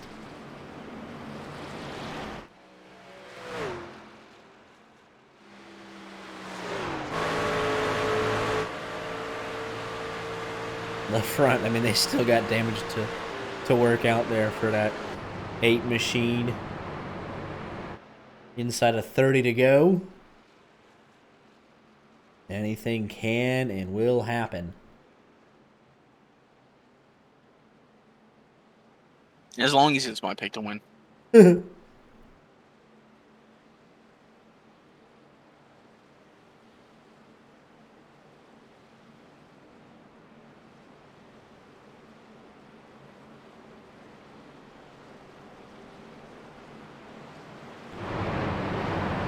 But I know it's kind of like we've had the random strategy, but it's just good to see different people out in front, even if it is a little bit off cycle. The full expectation is that Tommy Gossett or Thomas Lloyd get back up here, but we've had a couple different leaders tonight, which is nice to see.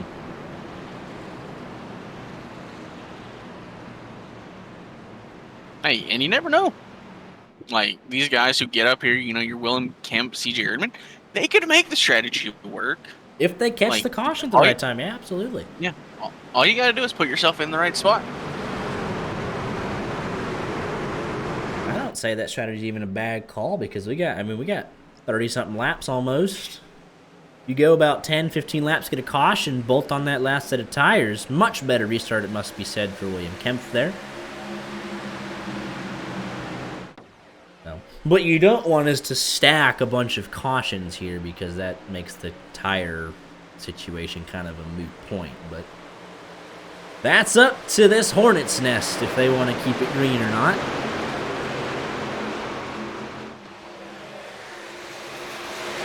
Everyone can make it on fuel now.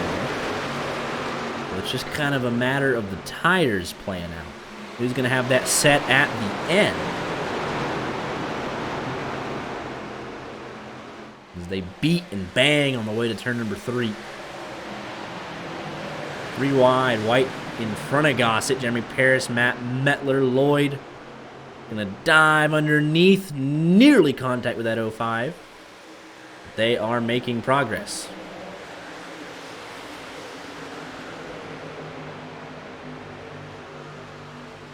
Got a little sketchy there between the 64 and 76. A little bit of contact on that front stretch.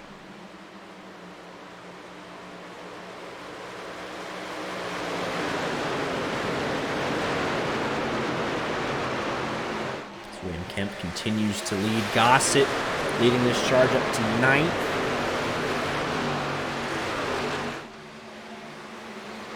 The inside of John Wilka, who's laughing all the way to the bank. He's kind of lucked into some great track position here. Harris making an aggressive move in that 05.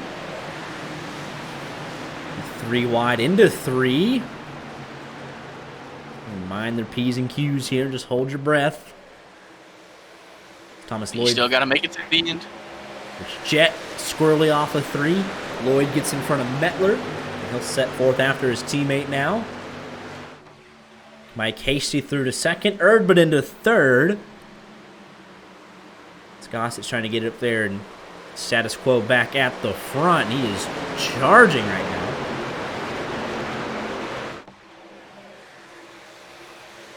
Trying to leave his teammate specifically in the dust. Put as many trucks in between himself and Thomas Lloyd as possible. He's picking them up, putting them down right now.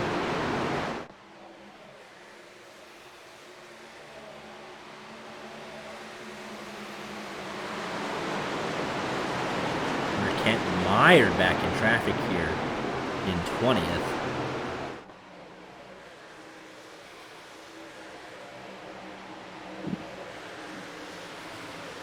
Gossett now all the way up to 4th. Moynihan was able to take away 3rd from Urban. Now Gossett taking away 4th.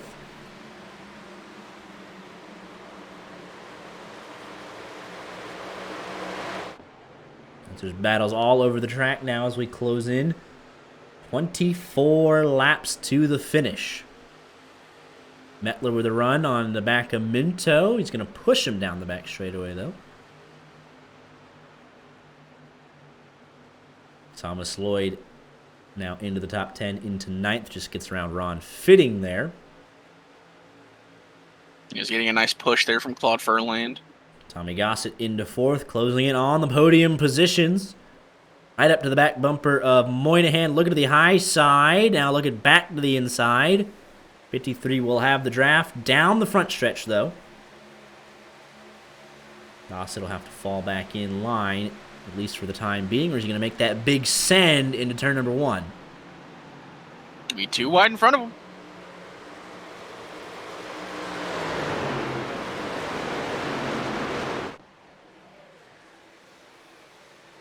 Does not have the drafting help down the back straightaway, but he is edging ahead of Moynihan into the tunnel turn. Now side by side with William Kemp. Can he clear up? Nearly contact. Contact behind, I think, between the 94 and the 05 as well. Mike Casey tries to check out, and with that, Tommy Gossett into 2nd. Front 4 starting to check out just a little bit.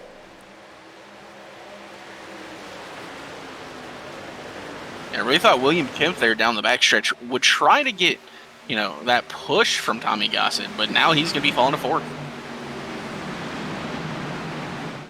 He has the oldest tires out of this group, though, pitted on lap 36. Gossett 49, Hasty and Moynihan lap 41. So Gossett 51, excuse me. So it makes sense why he's able to pull away from this group.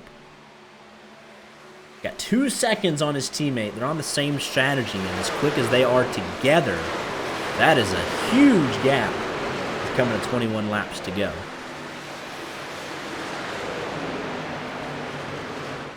Jeremy Paris, he's going to be getting into the draft of Moynihan, and Thomas Lloyd going to be following right behind him, or at least trying to.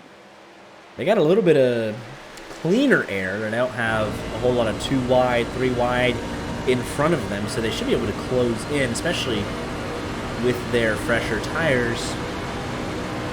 I'm surprised. I don't remember anything happening to Hunter Kent outside of obviously having John Crow Sr. spin off his front bumper, but I don't remember there being any damage from that for that 52, but he is just stuck back here in this mess.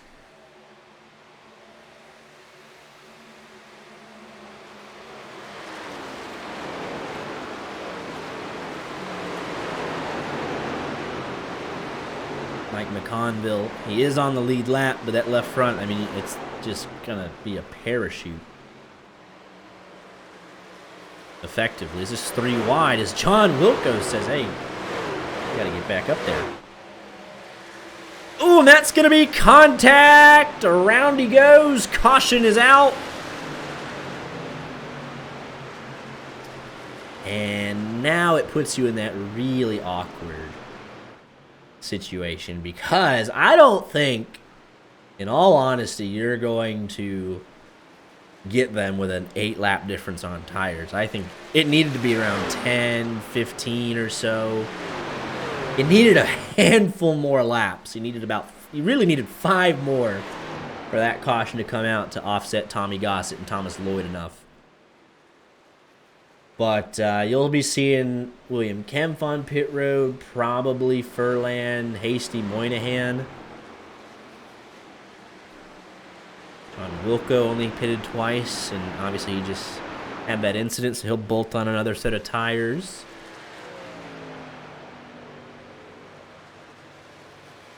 Inside of 20 to go. Imagine there'll definitely be some takers to bolt on that last set of tires. 100%.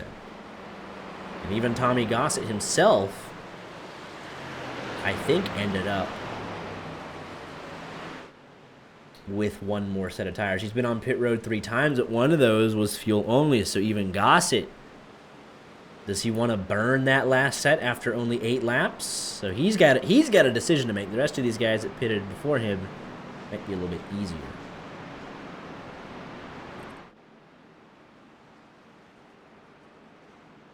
So decisions abound for this field.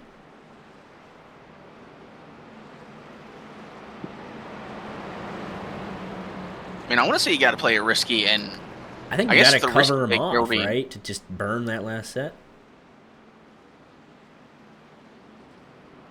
I mean, who was really going to save here? But then again, do you risk it and try and wait a couple more laps to get a greater offset? Because 15 laps at Pocono, long time. I mean, you could also think about it. If you stop now, take your tires. Anyone who might think, oh, I could take a last set later, Tommy Gossett, he's ducking down. So he's going to burn it. He's going in. So, yeah, Minto, Mir, Rodriguez, they pitted 3 times. They don't have any sets left. Giesbrecht, Hodison, similar situation there. Greg Hall's, I think, going to join that group. Like, if you save a set for later, you still have to get through traffic. That's true. And you cut it close depending on how many laps we have when a potential last caution comes out. You don't want to have to try and get through 15 trucks with 1 or 2 laps to go. But who knows? We will know. It's all on the table because they pitted at lap 51. So now these top 6 are on a 10-lap difference to the guys behind them now, which will be Tommy Gossett and even Thomas Lloyd. I didn't know he had a set left, but he did. So never mind at that point.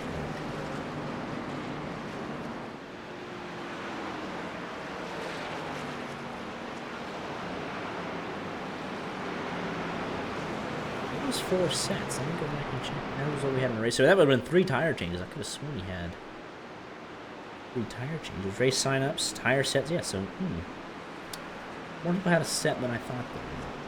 Yeah. So even these guys then. So I take that back. If you're Diego Rodriguez, you might have a set left even. Because his last stop was only 9 seconds.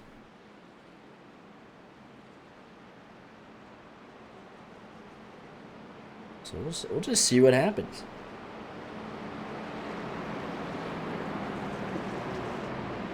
We will just see what happens.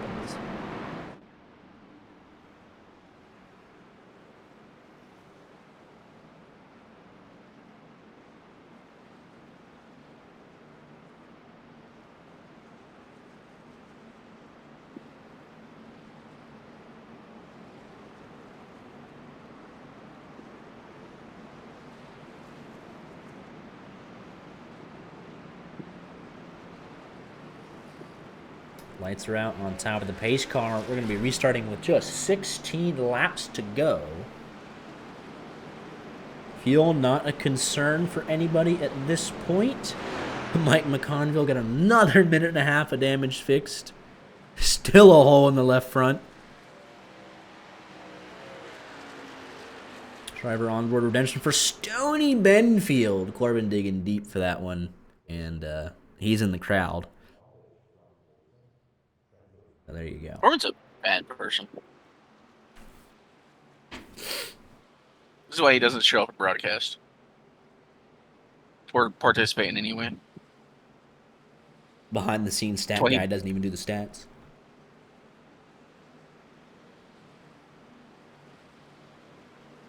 Doesn't even show up on the weekends for our other NSRL.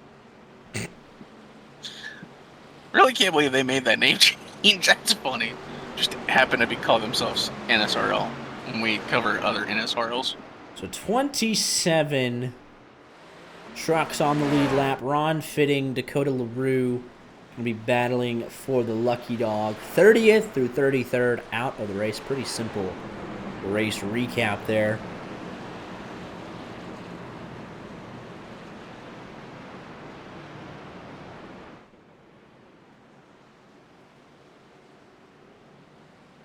Tommy Gossett in 7th. Thomas Lloyd down there in 12th. 2 fastest trucks of the race. Got to make it through a little bit of traffic on older tires at least one more time. A couple guys, I think, still have one more set remaining. So let's see what happens here. Big move from that 21 to the outside. They'll be side by side into turn number 1. There's also a big checkup in that outside line. We're already 3 wide before turn 1. I think if you're Tommy Gossett, you feel great about your chances. Thomas Lloyd is bottled up in traffic. You're already there to 4th. You can push Hodison closer to those front 2. Teammates still bottled up behind you, already a second behind. Just get clear of these 3 older trucks. Trucks on older tires. And you had Jeremy Paris also trying to go there. He cost himself big wiggle out of turn 1. Thomas Lloyd, I mean, look at, you're gonna have to split the middle here. Greg Hulls gives him that space. Oh, and you're always hoping the guy above you does not bounce off the outside wall.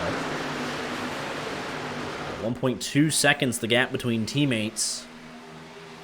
Rodriguez looking hot, low then high. He washes way up the hill. Gossett underneath Hodison. Got to be careful here, that 21. Oh, Memento. Oh, no, that's Moynihan. Moynihan's in the wall. No caution? There's the caution. Big damage to the back of that 53. Big right side damage as well.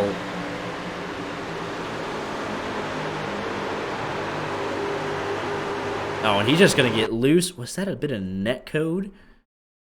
off of Ooh, that. I think that's a lot in that code.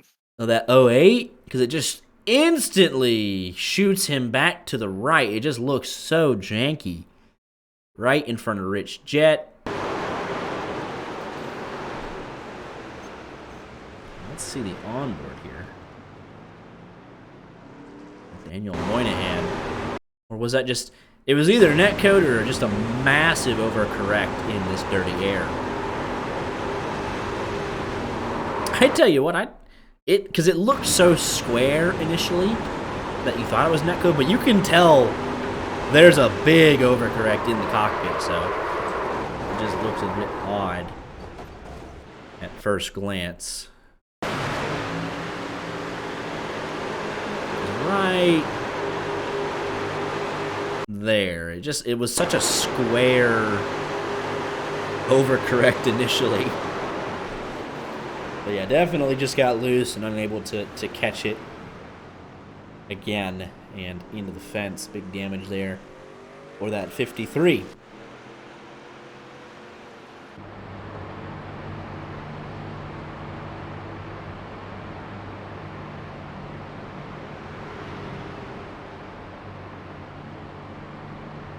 Ron Fitting, your lucky dog, give us 28 trucks back on the lead lap. Dakota LaRue will be the only man 1 lap down.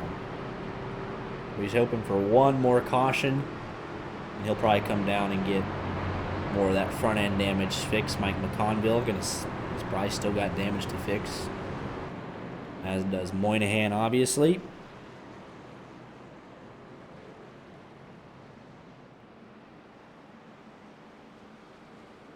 Yeah, Moynihan had good speed right before that, so that was a shame. And even now, you got some guys that are going to bolt on this last set of tires, but you give up the track position for, what, a 1 lap advantage? I don't know that... One green flag lap of an advantage? I don't know that that would have been worth it.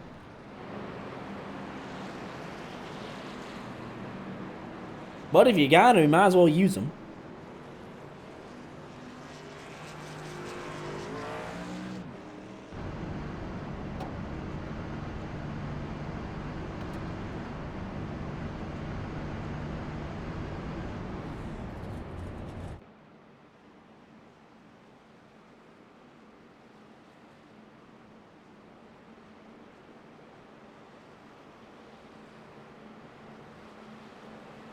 As we'll have about 11 laps to go when we get this restart, so there's not a lot left in it.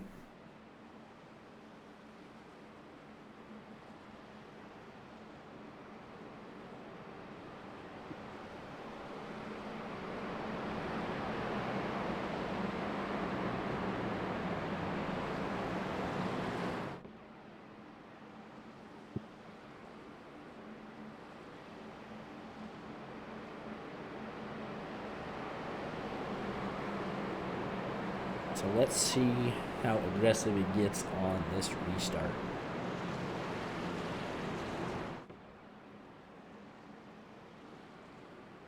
So let's see how aggressive it gets. Man, 11 to go.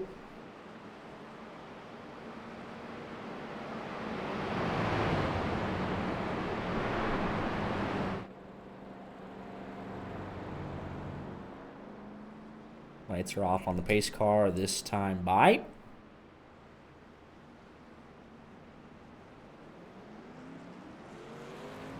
And it will be 11 laps to go.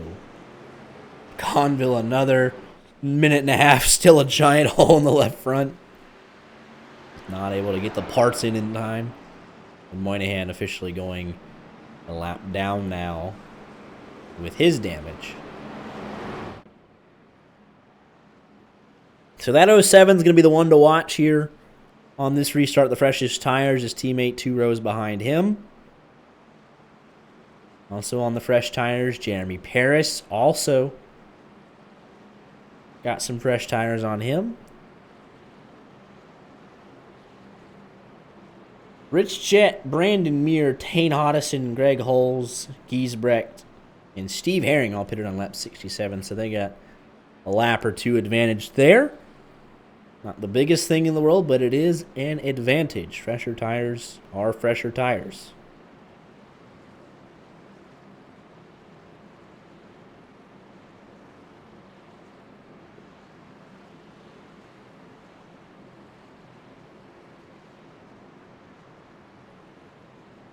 Brandon Minto, your Atlanta winner way back in week 2. Trying to get his second win of the season. If he can hold on. He got 10 lap older tires. It'd be a monumental task. But something happens on this restart. Take out some of the guys on fresh tires. We'll see.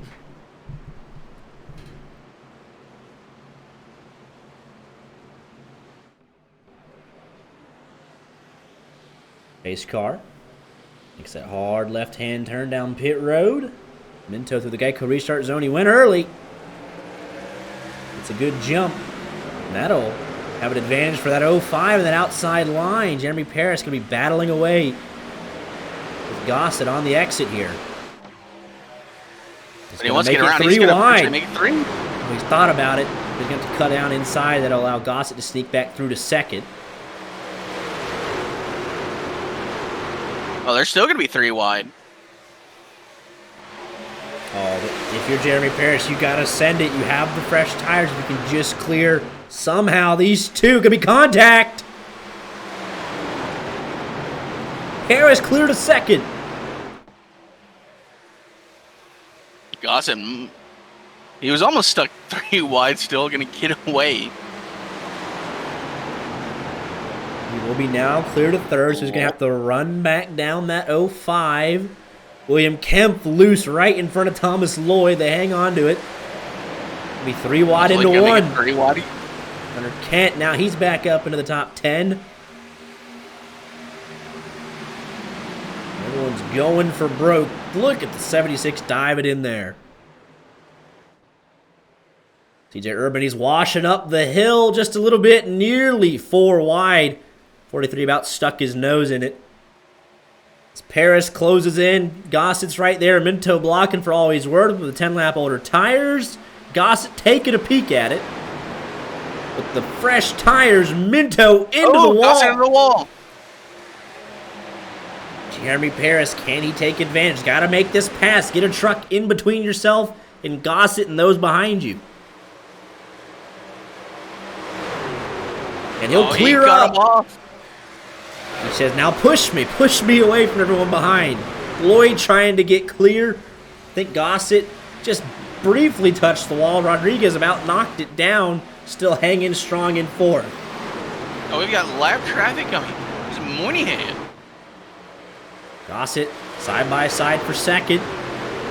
That'll give a draft to the race leader there, at least for a moment. Moynihan, he's got damage. Still side by side for second. Goss going to have to get clear very quick here, and he'll do so. Coming to 8 laps to go.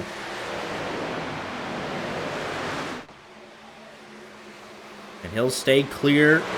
Will Moynihan. As they work off turn 3. Gives a draft again to Jeremy Paris. 8 laps to go. Tommy Gossett a 10th quicker on that last lap. Paris going to have to probably block down the stretch here. Thomas Lloyd now into 4th. Second behind his teammate. Does he have anything left for him? Are we going to potentially see Here 3? it is. The move to the inside for Tommy Gossett through the tunnel turn. Can he hold it? Contact made. Still there. Gonna look to the inside to turn number 3. Got a great run. Oh, he's gonna take him out. The 05 saves it. Yellow is out.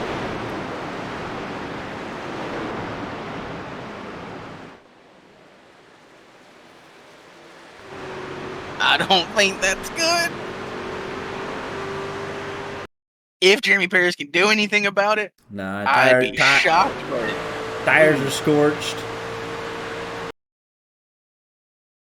Well, let's take a look at how this all unfolded. He's probably got to be... I think you're a bit annoyed at Moynihan there. He gives the draft to Gossett. He wasn't allowed to arc up the huge run in his right to block it pretty late. Doesn't kill him there.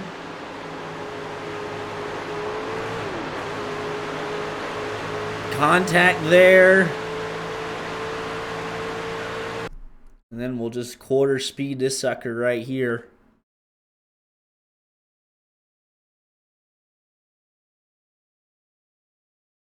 And he's going to start arcing down for the corner, though.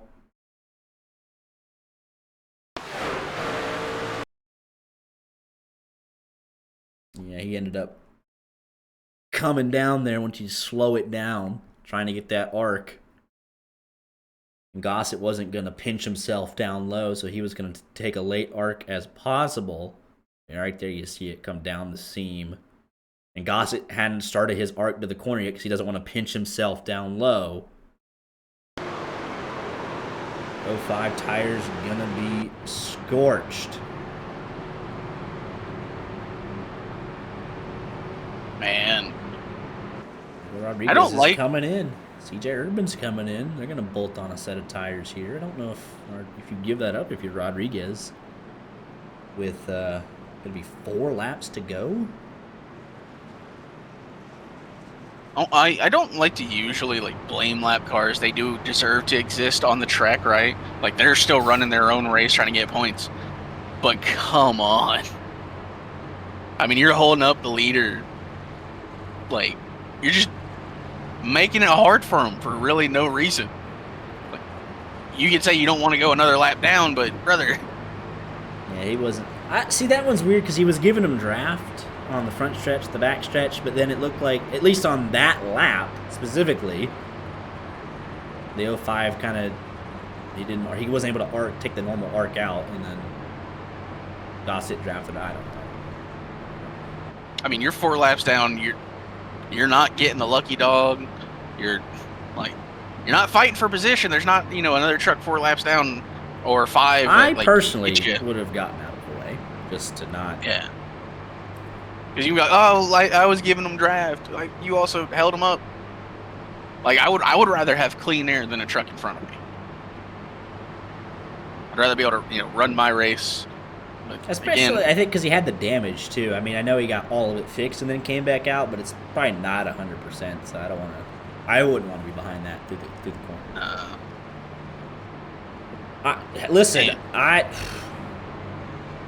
Jeremy Perry. Remember at North Wilkesboro, by the way, when he went nuclear? That was on Thomas Lloyd specifically. Gossett wasn't in the equation at this point, but he did have beef with Nerve Racing, at least one individual of it. But he kept his composure.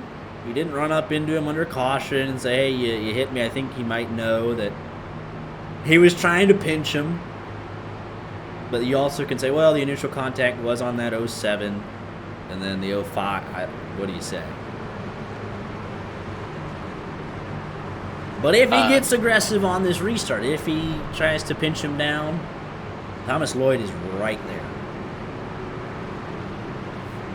William Kemp's on fresh tires. Hunter Kent. I mean, if something happens, it's going to be right at the front of this field. I would say it's hard to really say anything because they're in the same voice chat. They are teammates when it comes to Paris and Moynihan. Right. So maybe he was trying to give him the draft, but man. Yeah, that's at that point, right? It does make sense. He's giving him the draft, but I think just watching that lap when it happened, he couldn't arc out. He made the move to the inside and then just kind of was stuck. But I don't know. We'll see if we get an explanation if Paris can hang on to a top 3, But I understand it from the draft perspective, because at Pocono, if you can just kind of how the Indy 500 ended. If you have someone just drafting in front of you, the guy behind can't close in on you. It looked like it definitely hurt his run off of turn 1 there. Gossett took advantage. No damage, obviously, on the right front for that 07. Harris, the slightest bit of damage there on that right rear. I think for Jeremy Paris, you just want the good finish, get the good point stay, or you see it red. Like, we're about to find it. He didn't do anything under yellow. Be 4 laps to go. I mean, we'll find out very quick how this is about to go down. So, race is about to be potentially decided entirely here. Gossett can get clear.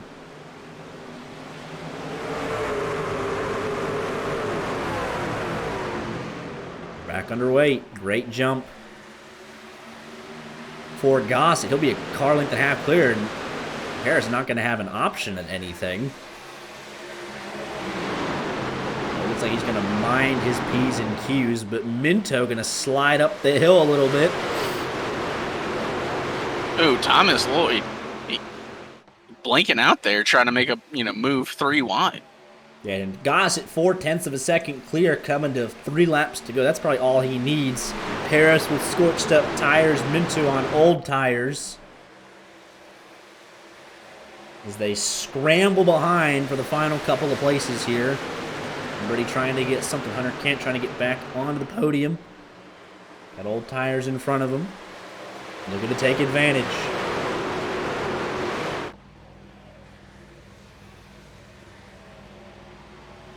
How low do you go if you're Brandon Minto? 3 laps to go. Diego Rodriguez on the very fresh tires back in 18th. Wilco on fresh tires in 15th. A second lead for Tommy Gossett. Just got to get back around a couple more times. Want to see this race go official. Hunter Kent into the podium places. Minto just trying to hang on with his older tires. Jeremy Paris, obviously scorched tires. That's a teammate right behind him. Probably won't make it too difficult here. Don't want to make it too easy for the guys behind you.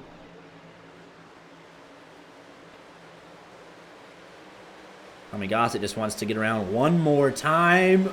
1.5 seconds. Hunter Kent is clear. Not going to have enough time to run him back down. Fastest lap of the race, 53.98. Nearly a qualifying lap for Tommy Gossett.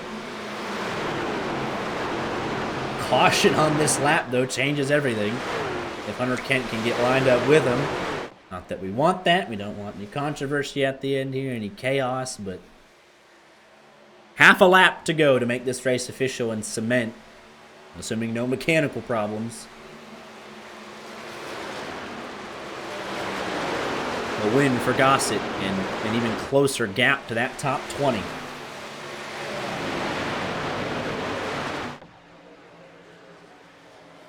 Throttle up as early as you can get to that start-finish line. Can the race be official? Yes, white flag, no overtime. 1.6 seconds for Tommy Gossett. 2 more corners to go. Great battles for the final handful of spots. Dash to the finish, 4 laps. Everyone trying to get what they can. Mike McConville in 16th might get something out of this. That's incredible. Through the tunnel turn for the final time.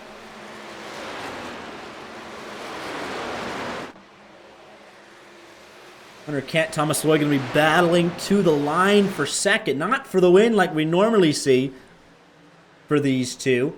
Instead, it's going to be Tommy Gossett finally going to break through. Works off turn number 3, and he'll get his first win of the season. The winner of the Pocono MillerTech Battery 200. Hunter Kent finally gets ahead of Thomas Lloyd, and he still doesn't win. It's a crash across the line. Diego Rodriguez. A couple others. Chaos off the final turn. 21. He had those fresh tires. And he was not clear. Yeah. And yeah, I think he'll rue that decision to take a set of tires with 4 laps to go, giving up potential top 10 there. Good finishes for Levi Poland. Bob Furlane starting to string a couple top 10s together. McConville finishes 15th. How about that?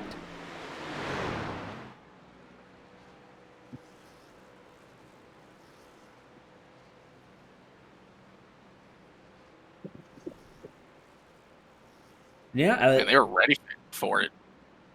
P1 and 3 already in the waiting room. there you go. Yeah, I think Jimmy Paris. We were watching the kind of the wrecks there at the back. Um, did you see anything on the cooldown lap from the 05 machine? I did not. All right, so I guess we'll see, but we'll hear the perspective of the race winner. So let's go talk to him. Damn you, Tommy Two-Tone! Here with the winner tonight at Pocono, Tommy Gossett gets his first win of the season, finally able to break through. Had to work for this one, definitely. A lot of strategy at play with the differing tire strategies, who saved a set, who didn't. You had that set saved from stage 1. A lot of restarts there at the end. And the defining moment with 5 to go, or maybe 6 or 7, whenever that final caution came out with Jeremy Paris racing for the win. What was your take on the situation? Oh yeah, it was just hard racing. Jeremy roughed me up in the tunnel turn when we were 3 wide, ran me up the track. Then he threw that very late block in the tunnel turn, and I don't know what he was trying to do there in turn 3. I guess he expected me to pinch myself off onto the entry, but he just came across my nose. I mean, I hate it for him, but just hard racing. Absolutely, but yeah, 4 starts this season, 2 top 5, or entering tonight, 4 starts, 2 top 5s. And the 2 other ones in contention the entire time until late race incidents. But you got that win under your belt now. Now it's kind of maximizing the points, get yourself into that top 20 or 28th in points coming into tonight. Obviously, the win, the stage finish is going to help that, and got a handful of races left to do it. So the charge is on now. Yeah, the win is definitely the big thing. Now we, like you said, we just gotta stack those points up. Lime Rock's a good opportunity to maximize stage points. I'm sure there'll be some people flipping the stages there. I'm pretty confident in my road course ability, but just like I said, got to maximize points. So that'll be the main goal next week, not winning. Absolutely, but congratulations on that first win of the season, a huge one to try and get into the playoffs, and we'll let you get any shout-outs if you have any.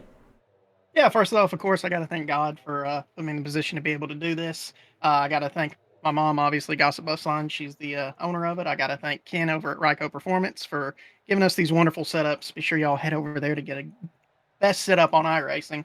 I got to thank Chris for putting on the league, y'all for the wonderful broadcast, and then, of course, all the wonderful partners at Gossip Bus Lines, Co-op, Ascend Federal Credit Union, Best Buy, Home Depot, and just everybody who helps make Gossip Bus Lines happen. Tom's Bus, Rush Truck Center, Bridgestone Tire.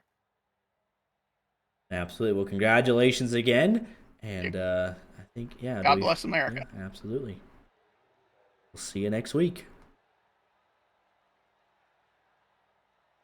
Here with your runner-up tonight, Hunter Kent, another runner-up finish. It's a sick joke. You finally, I hope you laugh. You get ahead of Thomas Lloyd finally, and you still come home second. So, but yet again, another great finish.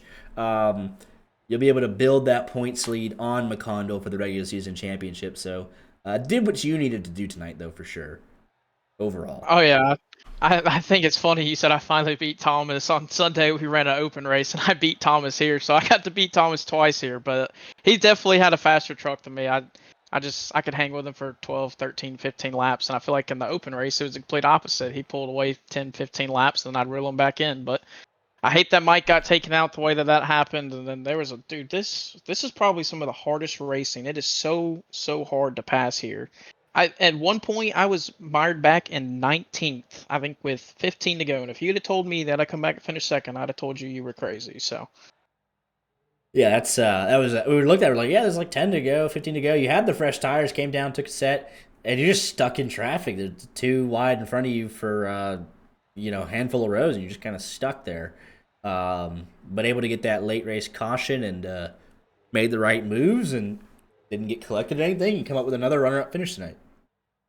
yeah, I hate that Jeremy got they were racing hard up front, and I hate that Jeremy kind of got knocked out of it. He roasted his rear tires after that little slide, but he was able to save it, and I guess after after this whole season, I guess a runner-up's just picture perfect. I guess. I mean, I don't. I will tell you one thing. Next week is Lime Rock, and I'm a secret road course ringer. Oh, So okay. I love that track. You could see my first win next week on a road course. I don't know. I have to see how some of these other guys are, but I love road courses. I love the way these trucks drive, and we can get away from this kind of drafty track a little bit and put it more into the driver's hands. You got to turn it right. Got to use a lot of brake. 100 laps at Lime Rock. That'll be fun. And yeah, we should see a couple guys that we're not used to seeing probably sneak up there, want to turn right a little bit. So it should be great fun next week. We're looking forward to it. But congratulations on another strong run, and we'll let you get any shout outs in if you have any. First off, big shout out to you guys putting on these broadcasts week in and week out. I always go back and watch them. I got some buddies that tune in, and you guys just do, Max, Jacob, you guys doing a phenomenal job. So I can't thank you guys enough. Can't thank Chris for putting on this league. I know we run Sunday, Mondays, and Tuesday nights, Cup, Truck, and Xfinity. So if you guys are looking for a good league, this is the place to be. Big shout out to Team Conti, man. Without them, without these sets week in and week out, wouldn't be able to do it. Those guys helped me out a lot. A big shout out to Jeremy and Daniel over there at Brittany Steers. We always have fun, and maybe next week we can put this Joker in victory lane, and I can shotgun that beer here on the stream. Absolutely. Well, congratulations, and we'll see you next week for some road course racing. 10-4, guys. Y'all have a good night. He was the third place finisher tonight, Thomas Lloyd, having to battle through traffic a lot tonight. Ends up 7th start of the season and 7 top 5, so keeps that streak intact. And just a lot of hard racing and another good finish for you here tonight. Yeah. I mean, you've had a good season when you're mad about third, but it was, I mean, I feel like the truck model, I don't know, I feel like they took away side draft. There's just no side draft. And I just got stuck on the bottom over and over again and just was getting raced super hard by everyone, which obviously it's late in the race, so I get it. But it was super annoying. I wish I could have done better. Felt like I had speed to win the race and didn't, just because, I mean, it all started, I went to the bathroom end of stage 2, put myself in a bad spot, and then it was just so hard to pass, and I was just getting held up every single time I tried to make a pass. So I wish they would fix that truck model and stop the and like bring back some side drafts, because I don't know what they did with it, but there was nothing tonight. Yeah, absolutely. But yeah, we're 28th at the end of stage 2 and having to battle back, and the tires strategy, because a couple guys would stay out every single time, get people waddled back up in traffic, you'd get rid of those, and then so tires were kind of ever changing tonight. Made for some interesting strategy, but able to fight back to another podium, another top 5, as we head to our first road course of the week next season. So looking forward to that, and we'll let you get any shout outs in if you have any. I want to thank Ryko for a good set again, and want to thank Hunter Kemp for racing me and helping me out as much as they could, just because I definitely needed it with how I just couldn't do anything on the restarts. And then thank you to Tommy for just, being there, talking to me, and let me drive by him and winning stage 1. Absolutely, but the team gets another win for you too, so congratulations, and we'll see you next week at Lime Rock. So another new winner. We break the Thomas Lloyd streak for a while, but it is inevitably his teammate. And was that your pick to win, Art? Or my pick? It was, in fact, my pick to win. All right, so you got it. There you go. But your final thoughts on tonight's race, sir? Could have been a little cleaner, but I mean, a lot of the wrecks were just racing incidents, nothing egregious. So, I mean, you live with it. It was a good race. I enjoyed it. Yeah. Some high drama there at the end, and Tommy Gossett, the benefactor, gets the win. Jeremy Paris does salvage 4th. Good finish there for Levi Poland, William Kempf. Verland starting to rack up some top 10s finally. Good to see. Mike Hasty, Brandon Muir, Jolie, Wilco. Mike McConnell getting top 15, though. What a fight back from him. But not a whole lot of attrition. 26 of 33 finished on the lead lap.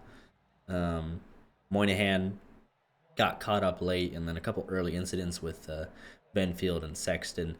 But I think we finally had a good Pocono race, so good to see there. We'll be back next Tuesday night at Lime Rock. Going to turn right for the first time here on purpose this season, and then this Saturday, the YJ boys going to get in the car themselves, and we're going to attempt the Watkins Glen 6 hours, or the 6 hours allegedly the 6 hours of Watkins Glen. We're going to try some sort of, I don't know. We're going to attempt to be competitive somehow in split 432, and we'll just have a good time with it and make fun of whatever one of us three wrecks the car. So Can't wait for it to be you.